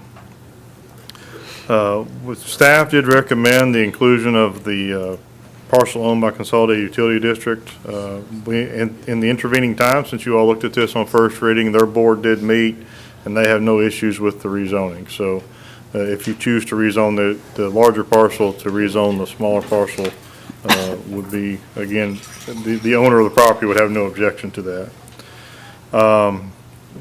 The Planning Commission did review this and did recommend approval, and staff would also recommend approval. So I had 2 emails today with concerns about traffic and just concerns in general about it being, what it's being requested for. And so can we talk a little bit about what happens if it stays I-2 and what could be there and trucks coming in and out and that? And can we also talk about ingress and egress onto Amable Road? Sure, yeah. I-2 is a light industrial zone, so it would, any light manufacturing, could not be a heavy manufacturing type use, but any type of light manufacturing use, metal work, tool and die, any type of light manufacturing, as well as certainly warehousing, mini storage or warehousing just with a heavier truck type use. It's not a large tract of land, so it wouldn't be a large warehouse, obviously, like you would have at Panatone up there, or South Park rather, or something like that, but certainly could have a warehousing use with trucks in and out all the time. And that could happen without them coming back to us because it's already I-2. All you would have to do is bring a site plan to the Planning Commission. Right. Well, Mayor, what sits right behind it, if you recall, was a garbage recycling center. Right. And it went away, fortunately. But that's kind of what you could wind up with again if you don't change your zone. So I'm not saying the same thing would come back.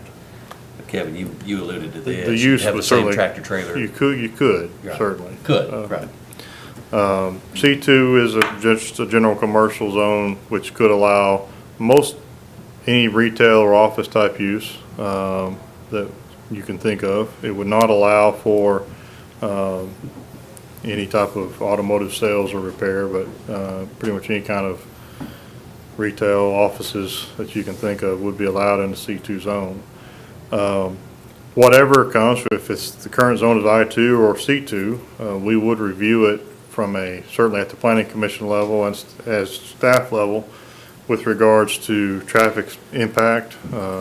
Depending on the use and how much traffic it generates, it could automatically create a traffic study if it hits our threshold we have in our ordinance. At that location, even if it doesn't meet, we have some leeway as staff. We might want to look at a traffic study anyway, just from an access standpoint, even if it ends up being a low traffic generating use, and a professional office of some kind or something that doesn't have as much traffic, just because of you have a state highway that's narrowing at that location, at least currently, but you also have the right turn lane that goes into at the signalized intersection there with Poplarwood.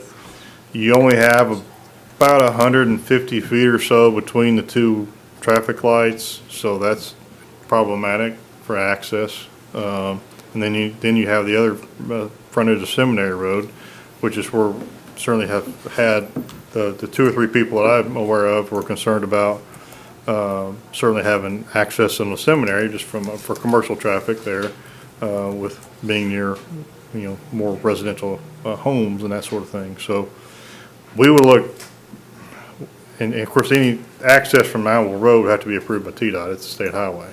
Kevin, is there not a cut to on the east side of that now? There is an existing driveway. It's interesting. I saw that shows up on the aerial photographs. It wasn't there 2 years ago. So I don't know, I don't know what happened there, if they got a permit for that or not. I just saw that today. If you look at an aerial photo from a year or two ago, it's not there. So you mean they might have done it? No, They might have done it on their own without asking permission? Is that what you're saying? potentially. We think that TDOT would have already called us. That's right. Yeah, so TDOT may have granted them permission. I don't know. It basically, I think they're using it for for employee parking, I think, because it's just a few vehicles parked in there, and some of the photos I did see today. What is in the adjoining parcel now? It's a company that does a lot of metal work. I think they do structural steel and things like that. They weld and fabricate metal. I think it's called Performance Solutions or something like that. So anyway, in short, I guess, we would look at the traffic would be a big portion of what we would look at in general anyway, but in this location specifically because of, you know, if you look at the Poplarwood Road, just specifically that one, you have a turn lane.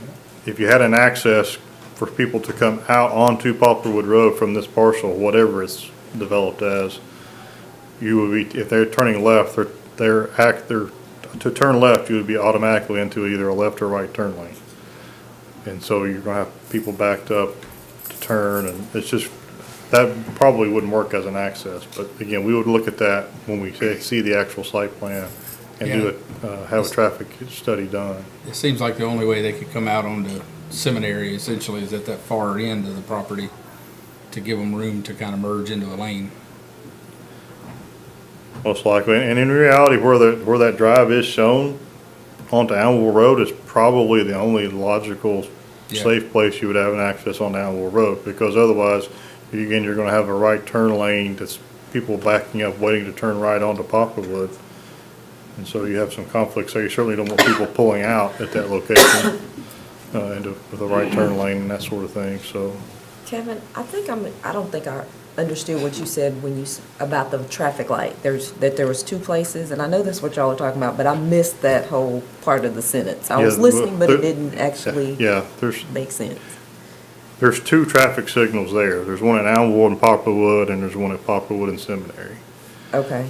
And so the area in between those is only about 150 feet. Okay. So Now, with, I think access there would be very problematic. okay. He showed me on the picture now. I have a better understanding of what you were explaining. Yeah, pretty much access on Seminary, Poplarwood, or Allenville Road in this, I guess that's the west corner, that would be almost impossible, no matter which road it was on. Right. Yeah, I think you would have to be to the far east or to the far north is what you're gonna have to look at most likely. But again, we'll see what actually is proposed for use and that sort of thing. And how much traffic it would be generating and that sort of thing. Other questions or comments for Kevin before we go to the public? Okay, this is our last public hearing. Is there anyone here to speak for or against this item? Hi. Hi. If you will state your name, your address, if you're representing someone, and if you live in the town. My name is Claudia Belden, and I live at 115 Winchester Lane in Smyrna, just kind of back off of that map there. I'm not officially representing anyone because I'm late to the game. We saw the sign fell over. By the time I moved on it, I realized what is happening. And I've made contact with the neighbors, and everybody's got plans, so here I am. I did send an email today to all of you. We were told that likely this location would turn into a gas station / convenience store, which we are not happy about at all. That traffic area that you guys were discussing is a nightmare, especially when school is starting or ending and when people are coming from Franklin through the back way there. There's no good way in or out there. There just really isn't. We're afraid that it'll make the bottlenecks that are there much worse. We have, within less than 2 miles, when the Exxon station will be done, 6 gas stations. Now, if you can't do your business at 6 gas stations in less than 2 miles, we really don't need another one there. We're concerned that this might be a 24-hour facility, which would mean traffic in and out all day and all night. Someone did mention that this is capitalism at work. Well, I think it's capitalism run amok. We feel like there could be better use of this property. something that is not so high traffic generating, something that has more regular hours, medical office, service business, something like that. So we would request that you leave it zoned as I-2 instead of changing it to C2, and wait for something better to come along. Thank you. Anyone else here to speak for or against this item? Seeing no one, we will close the public hearing and go to council for comments or a motion. I'm going to start with a comment. My greatest concern is leaving this industrial and going from a private passenger vehicle to a commercial vehicle, from a box truck all the way to tractor trailers. And I can only imagine what that could do. You know, over the years, I've seen tracks like this where you have undeveloped and then you have a developed on the backside, and I've seen them combined. And, you know, I've seen industrial, including assembly, that's run on 3 shifts. And I'm concerned that, you know, leaving it I-2 when there's an opportunity to downzone it, for a lack of a better word, we're missing an opportunity here, and we could make a situation even worse. Now, having said that, I think part of any approval, regardless of the type of business that decides to locate there, I'd want a traffic study, because I'd like to see what we could do with this area as far as whoever's purchasing this to make it a better way to get in and out of it, and potentially improve Seminary and Poplar Wood as well for the flow. And Kevin mentioned that was certainly within our ability to do so. Certain form of a motion So I'm going to make a motion to approve the rezoning from I-2 to C2 with the requirement of a traffic study, regardless of the type of business that goes in. Okay, we have a motion on You know, the floor. Tim's comments is exactly what I was thinking when we were talking about what else could be there. It just seems like a logical step that I-2 just north, I guess northeast of that or east of that. You know, if I was looking to put a big box warehouse or something in, you just combine those 2 pieces of property, and now what do you have? A pretty big area to put industrial. And that's a concern. Honestly, I would like to see that I-2 up above it changed as well. I see your concern, but there's also, in my head, there's another step that can be taken instead of the C2, because a C4 would give it neighborhood businesses, but take the gas station off of as a possibility.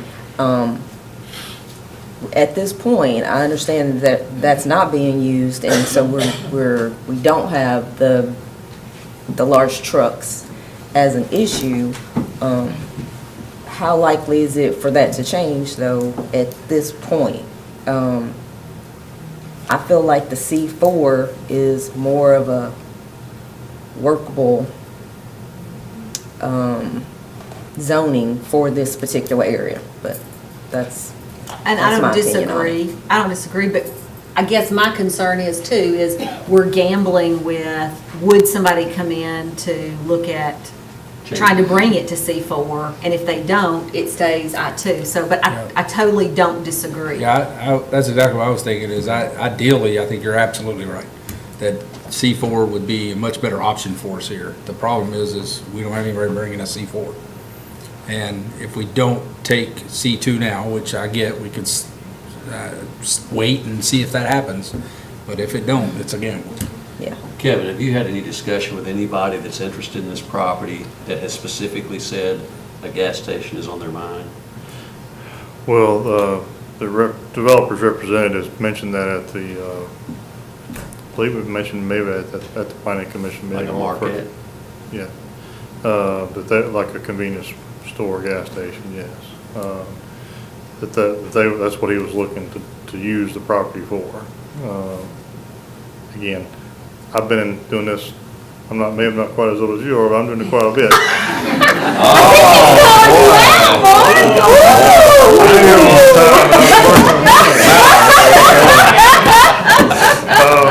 I'm noticing a pattern.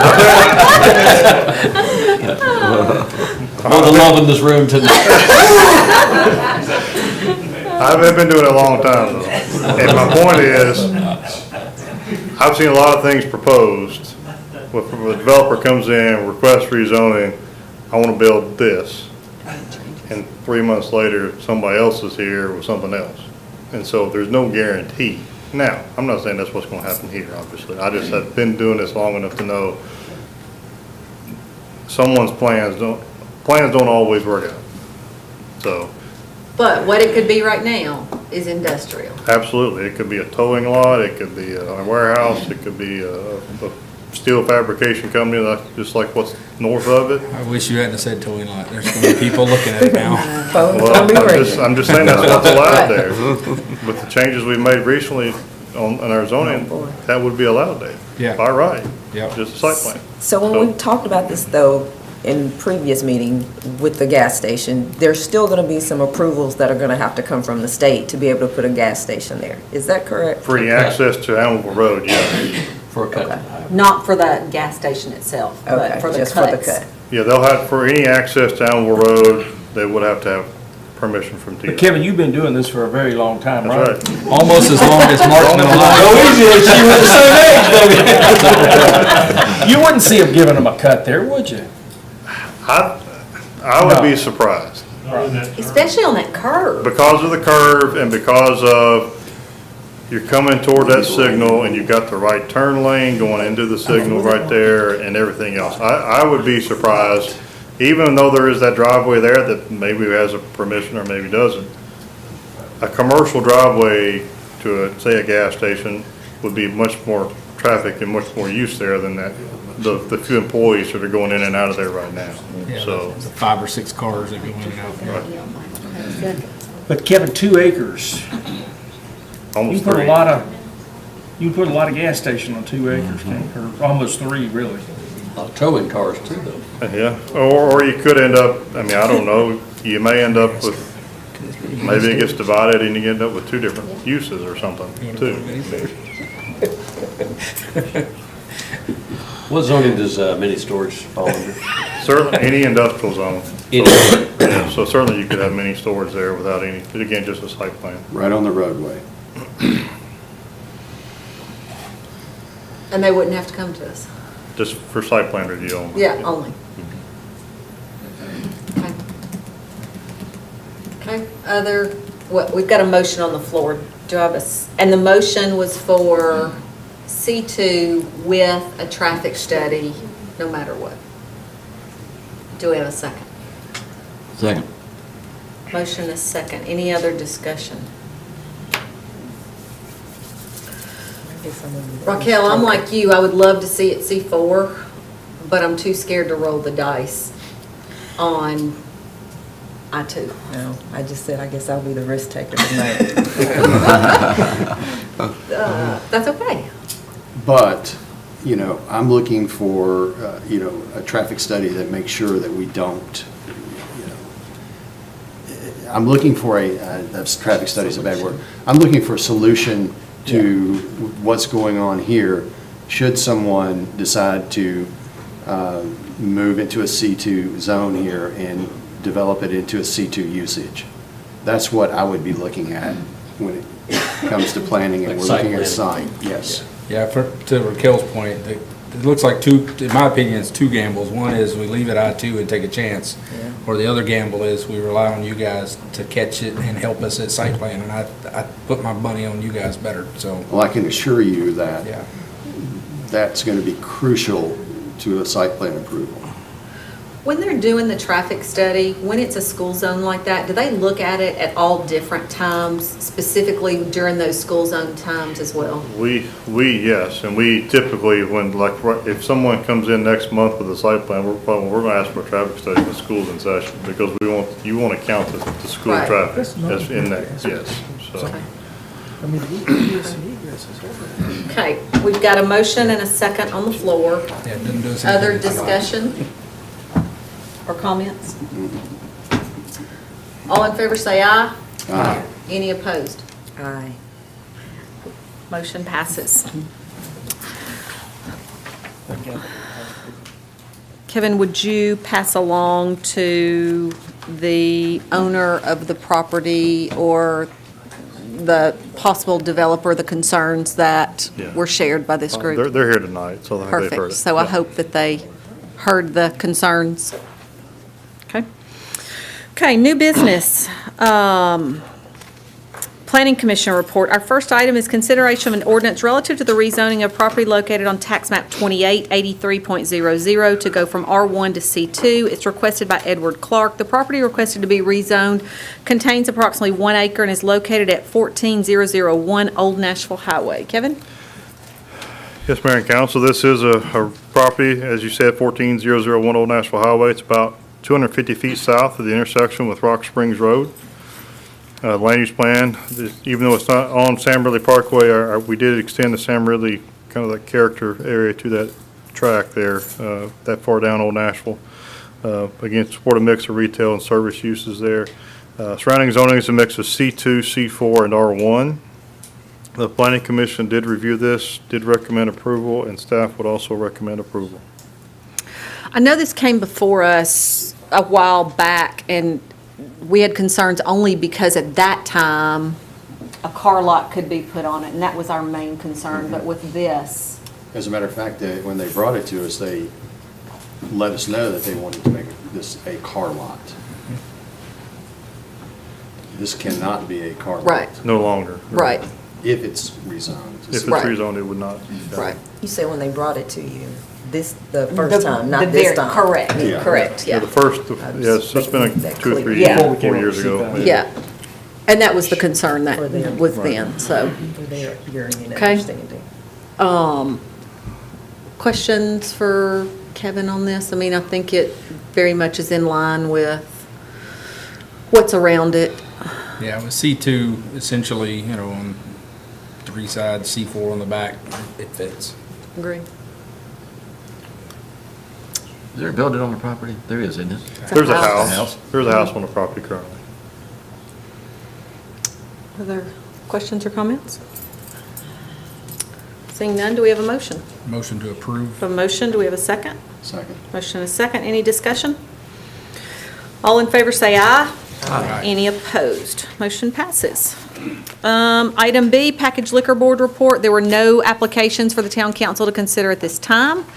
Item C, consideration of an ordinance adopting the budget for the fiscal year 2022-2023. Rex. Mayor and Council, the ordinance and summarized budget for fiscal year 2023 are submitted for your consideration.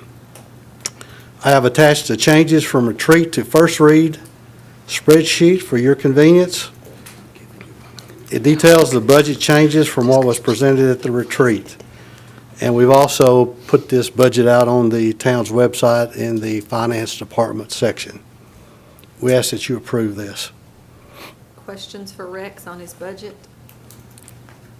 No questions, just comment. We've kind of lived and breathed this for the last couple months. Another great job. Very good budget. Great. I think we're very blessed in the town of Smyrna. Absolutely. Well, the department heads and Brian and Todd and Jeff deserve a lot of credit for that. So with that, do I have a motion? Motion to approve the budget. A motion and a second. Any discussion? All in favor say aye. Aye. Any opposed? Budget passes on first reading. Our item D is consideration of an ordinance relative to a budget amendment for fiscal year 2022, and this is also a first reading. Rex? Yes, ma'am. These are the fiscal year 2022 budget amendments. The general fund, stormwater fund, capital projects fund, debt service fund, water and sewer fund, and gas fund have some line items that need appropriated. The significant portion of the amendments are due to the pay increase and related benefits along with the computer infrastructure project. The smaller items were due to the increase in the cost of gasoline and unforeseen expenses. And the ordinance is attached, and the amounts are offset by current year revenues. Questions for Rex on this? Seeing none, do I have a motion? I move we approve. Do I have a second? Second. Motion and a second. Any discussion? All in favor say aye. Aye. Any opposed? Motion passes. Item E, consideration of an ordinance adopting property tax rate for fiscal year 2022-2023. Rex? Yes, ma'am. The tax rate ordinance establishes the property tax rate for fiscal year 2023. This is a reappraisal year, and we are recommending the town adopt the certified tax rate as established by the Rutherford County Tax Assessor's Office. The problem with that is we don't know what that number is yet, but as we've discussed and talked about this is what some people will call revenue neutral. And if you don't understand the certified process, you can go to the Comptroller of Tennessee website, and they have a plethora of information about it. Well, and I've seen and heard from quite a few people with concerns that their appraisal has gone up of their home, which is probably the largest investment any person is going to make in their lifetime, and they're concerned that their taxes are going to go up by that much. But hopefully we can kind of clear that up a little bit. So currently our tax rate in the town of Smyrna is 70 cents. And when the new property tax rate comes out, we will be reducing that to make the property taxes revenue neutral. It is possible your taxes may increase a very small amount higher or lower based on what your appraisal came out. They will be nowhere near what the difference in the appraisal of your home. They will be revenue neutral in regards to what our tax rate is for the town. The average rate increase for Smyrna was 34%. Okay. Mine personally was 43%. So mine A will little bit go up different. slightly. Right. But But nothing like your appraisal did. And so I've had this discussion, I'm sure you all have quite a bit this week. We don't know for sure, but we're also hearing from the county that they're also not going to be doing a tax increase. Obviously, we have no control over what the county does. If you live in the town of Smyrna, you pay city taxes to us, and then you also pay county taxes. But the town of Smyrna will not be doing a tax increase this year, and they will be revenue neutral. So, what and as soon as we confuses get some that rate- people, Mayor, is you pay your taxes, the county and the city at the Together. same time. Right. Which we did that to make things a little bit easier for you, so.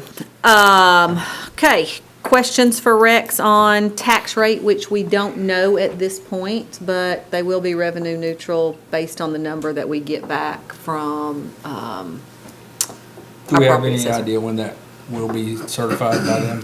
4 years ago, it was May 18th, so hopefully before the workshop. Okay. Do I have a motion? Motion to approve the revenue neutral tax rate. A motion, do I have a second? Second. Motion and a second, any discussion? All in favor say aye. Aye. Any opposed? Motion passes. Item F is mayor to appoint one member to the Historic Zoning Commission to serve an unexpired term ending in 2025. I had one application. Kelsey Dempsey applied. I will appoint Kelsey Dempsey, but it has to be approved by the council, so all in favor? Aye. Any opposed? Congratulations, Kelsey. Someone will be getting with her to let her know next step. Miss Amber will. Okay, anything under other tonight? We do have one item under other, call on Mike Strange to come up. We have some emergency purchases and stuff that he needs to announce. Congratulations. I heard 2 people graduating at Motlow while I was there yesterday. There you We're go. rolling them through here. There you go. Nobody you. at that orange and white school. Can't have everything. That is a nice tie, though, that you're wearing. Thank you, Very sir. nice, I appreciate very that. nice. Like that blue, like that blue. I appreciate it. Uh-huh. So per the audit requirements, we are required to announce emergency purchases. This requires no council action or vote. This is just informational only. I'm a little behind. This kind of covers the entire fiscal year. At the water plant, we had to replace a coagulant tank. Sejaco was the company. The cost was $56,497, and we got 3 quotes. We had to replace the HVAC unit at the Hilltop Booster Station. Total group was the low bid, $12,521. We got 3 quotes. Currently at the water plant, at the process building, we have a roof that is leaking down into the hallways and in the rooms. The reason it is leaking is because bleach generator system vent stacks that come up through the roof are leaking. This is a lock and seam design roof, so we have to replace the entire side. The cost for that is $104,537.72, and we did get 3 quotes. That is going on now. That's all for the water plant. At the wastewater plant, we had to replace the influence sampler. The the refrigeration unit went out, and it was almost as much to get it repaired as to purchase. Teledyne was the supplier, $7,160. That's sole source. And the last one is the outfall gate at the wastewater treatment plant. 30 years old, kind of locked in place, and we couldn't maneuver it. It is needed to complete or move forward with the construction for the expansion. Cumberland Machine is the people that did it. Cost was $77,875, and that is sole source also. Any questions for Mike? Thank you for making the Thank you. announcement. Anything else under other, Brian? No, ma'am. Rex, do you want to do status reports?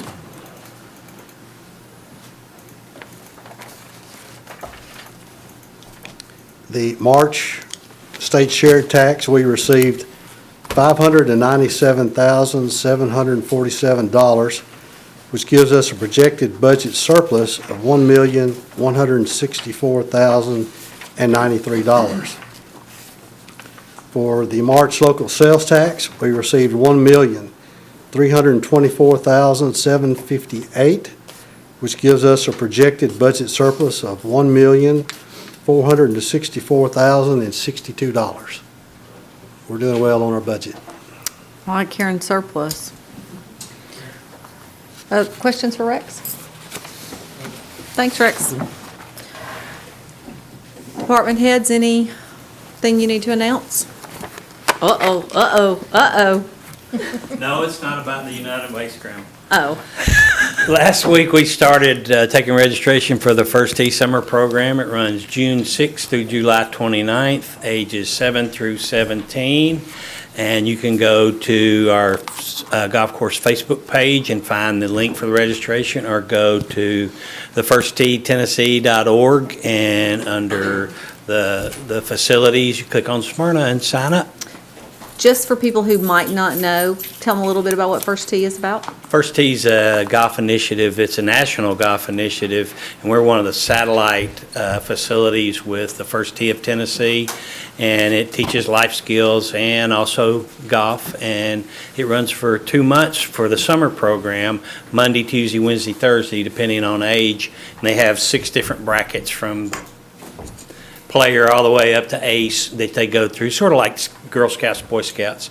And then we have after-school programs in April and May, and then August and September. And cost? $68. Great. Questions for Hal? You said it's open now? Registration is open. When Yes, does it ma'am. close? It opened last week. We'll take All summer? How long does it For go? registration? Yes. Well, we start June 6th. I guess you could register late if you still wanted to. Yes, ma'am. Great. Just want the citizens to know they have, how much time they have. Thanks, Some of the Al. classes will fill up, though. Okay. I think Raquel's going to get in on that deal, that's what I think. I already know how to go. I already know how to go. Maybe you need to take I was going to lessons. say, maybe you should join. No, HDI. Leave me out of it. Leave me out of it. Hey, I give a shameless plug for how I played today, played the executive course today. The course is coming along very well.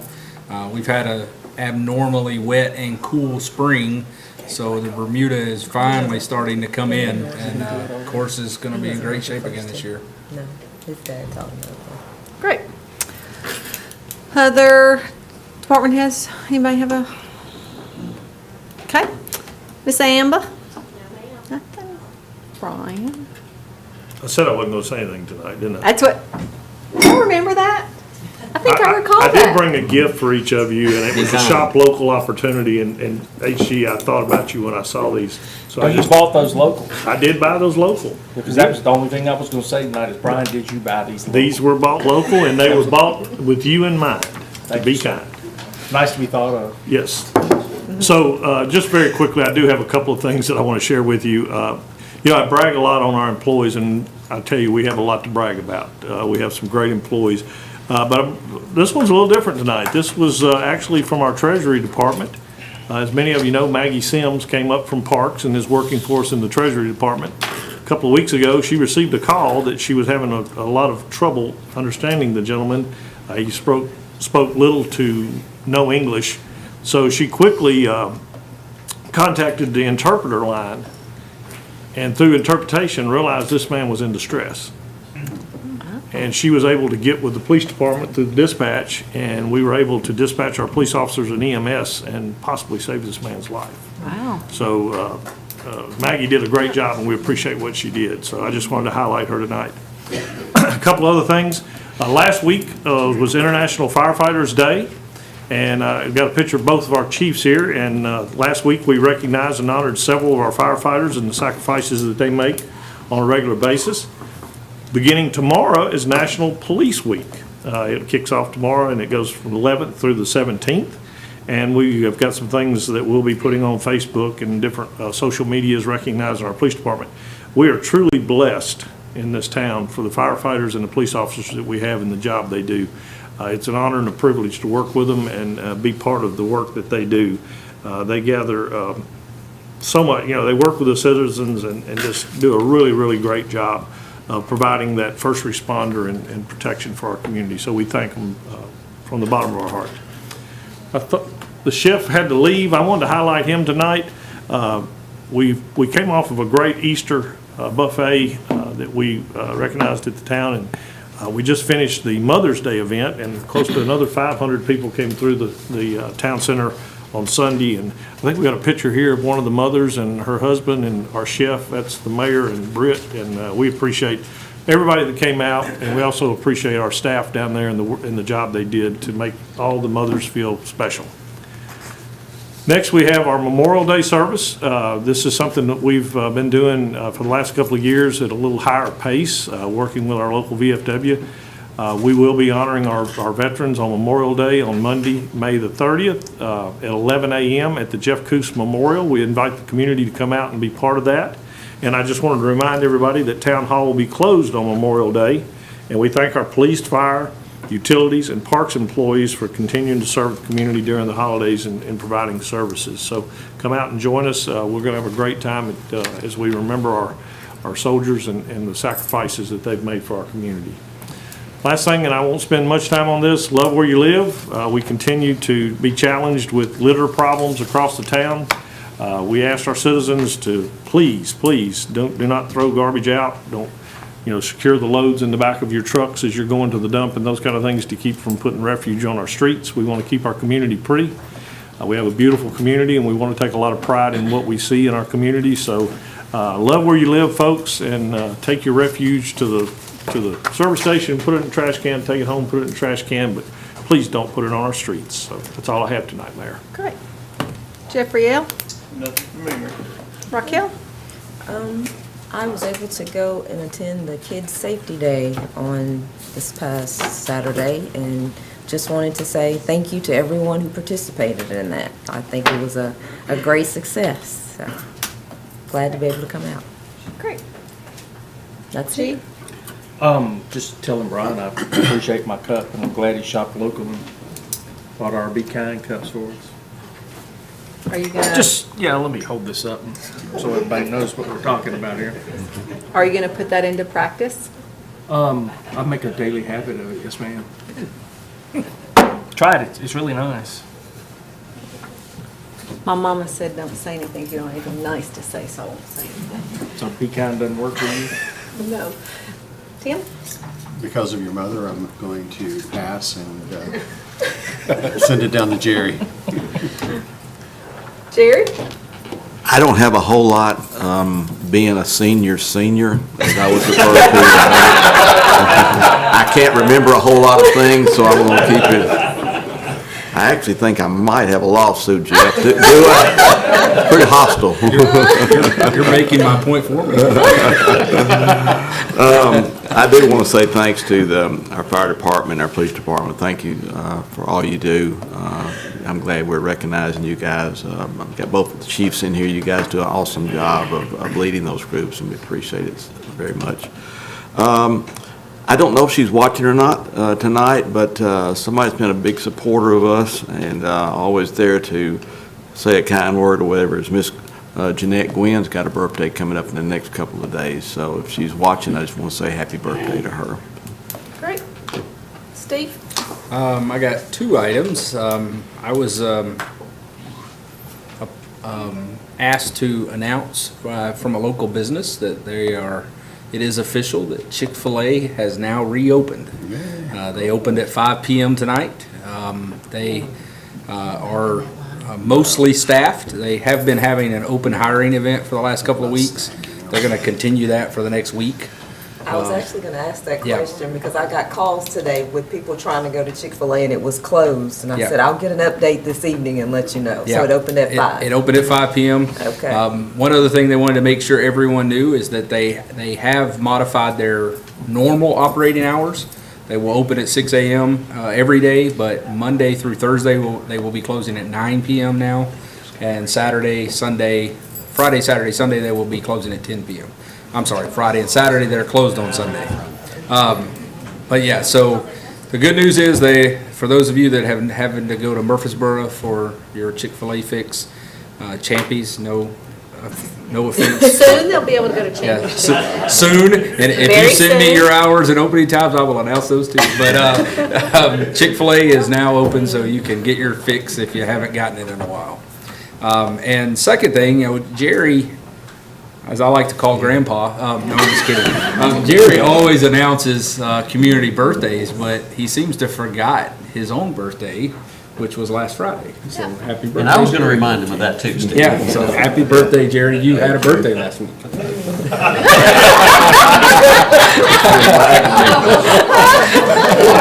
He was already older than I. Already. Marky Mark? Somebody else had a birthday with my little grandson, Paxton. He's not quite as old as you, though, Jerry. So, tonight we had a lot of public hearings, and some people got up and spoke, and we always love hearing and getting the input from our citizens. Ms. Belden, I do appreciate those comments. I hope that you see we work hard to try to make sure we're doing what's best for the community, and sometimes it's not always agreeable, but what we're trying to do is also protect that corner from being something worse. So that said, I just appreciate the give and take from comments from the citizens and everybody that got up.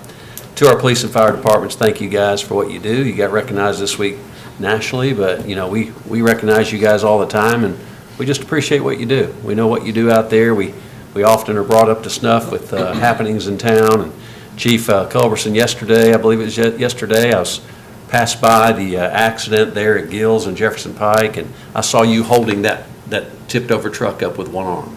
You were doing an amazing job, so good job.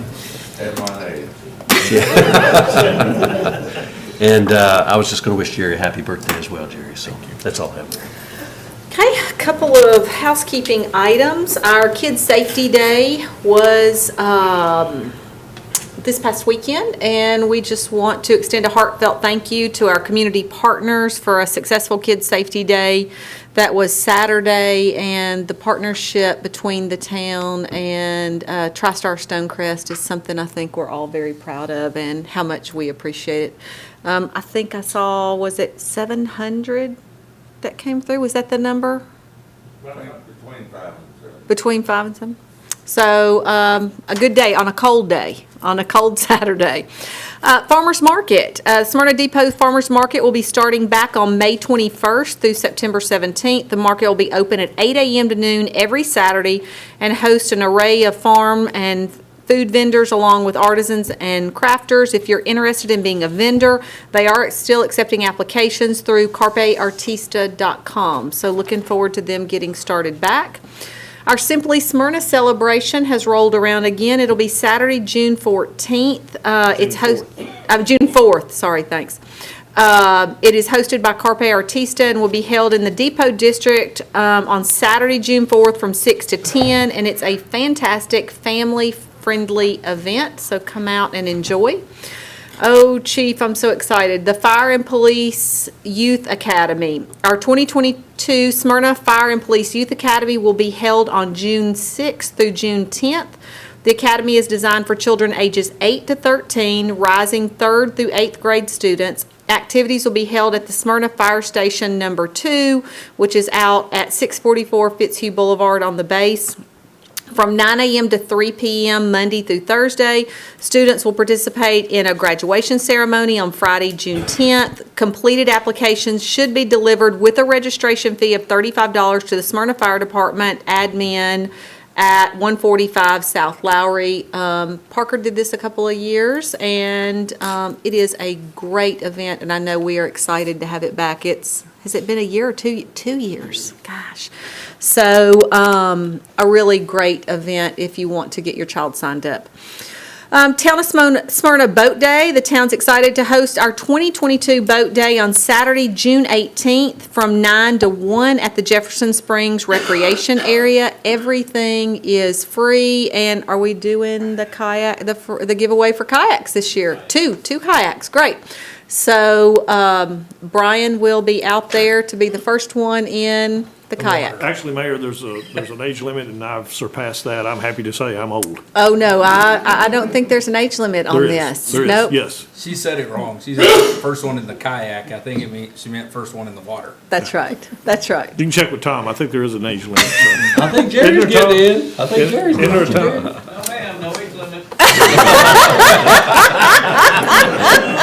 Oh! You remember who does your performance? Yes, you do. Just coming up. He's old. He'll forget by then. That's right. I would like to say how much we enjoyed having the Prime Minister of the Bahamas, Philip Davis, was in town this weekend for MTSU's graduation. When Britt and I got to go down for MTSU's bowl game, we actually got to meet the Prime Minister, and so we were glad to be able to show a little Southern hospitality.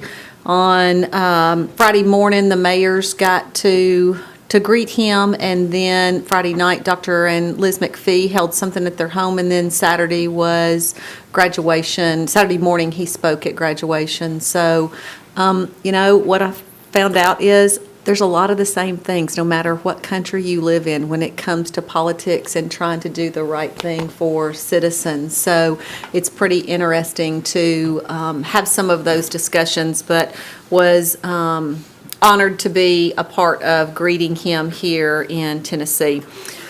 Brian and I got to, Brian, myself, Rex, Todd got to attend Stewart's Creek Military Enlistment Appointment Celebration, and it was really special. It's those kids that are attending Stewart's Creek that are going into the military, and they were honored. Their families were there, and the other students that are in ROTC were there. So it was pretty special, and gosh, those are babies going off to to defend our freedoms, and there's no way to thank them enough. So it was a really nice event. Did they actually take their oath that day? I wasn't able to attend, so. One took his oath. Yes. One Some of took his them oath, actually and one had already been. He'd already been to his and basic training between over junior and summer. senior, but they were going in the reserves. Which I didn't But know they could Mayor, do. Yeah, that's you know, called the delayed enlistment program. Yes, that's what it was. I did the same thing. You go to boot camp between your junior Junior, and senior senior. year, and Yeah. then you go to Yep. your job as soon as you graduate. Yep. Mayor, I Okay. cannot remember the young lady's name, but it was a pretty special day because there was one young lady from the school that received a full ride to West Point. And she was Yeah. given her appointment at West Yeah. Point. Yeah. That's pretty cool stuff. Yeah. What'd they say, $500,000? It's $500,000, 15,000 applied and 1,200 were selected, and this young lady was one of them. Todd and myself attended Stevens Aerospace and Defense Systems open house on May the 4th. They celebrated their grand opening. They are out at our Smyrna Rutherford County Airport. The facility features 40,000 square feet of hangar and 17,000 square foot of shop and office space. And they had some pretty nice pieces of equipment in there. So I just want to say congratulations to all graduates. So many of our high schools, our Motlow and MTSU are graduating, either already have or will be graduating in the next few days. Exciting times here for families in the Smyrna area. Brian and I have lunch tomorrow with the new Consul General of Japan, and we're excited to meet him and to begin to form that relationship. We hated to see the past one go, but she was, her time was up, and I think her husband was Consul General in Mexico, I think. I think that's correct. Mexico. And so I think they're finally going to be back home together for a little while. So, but we're looking forward to that. Council, is there anything else? Mayor, there's one other thing, the highlighted in the black marker on your sheet about Smyrna, the school for the STEM. Okay, hold on. Side note? Yes, ma'am. Okay. Smyrna Elementary, Brian and I got to attend Smyrna Elementary's house party. The students are divided up into houses, and we got to attend, and one of the things we got to walk around and see, it was their STEM day, and they have been designated a STEM school for the state of Tennessee. So congratulations to first one in Rutherford County. So congratulations to Smyrna Elementary School. I know that it was a lot of hard work by teachers and students, and we just wanted to congratulate them. So anything else, council? Nothing else, we are adjourned.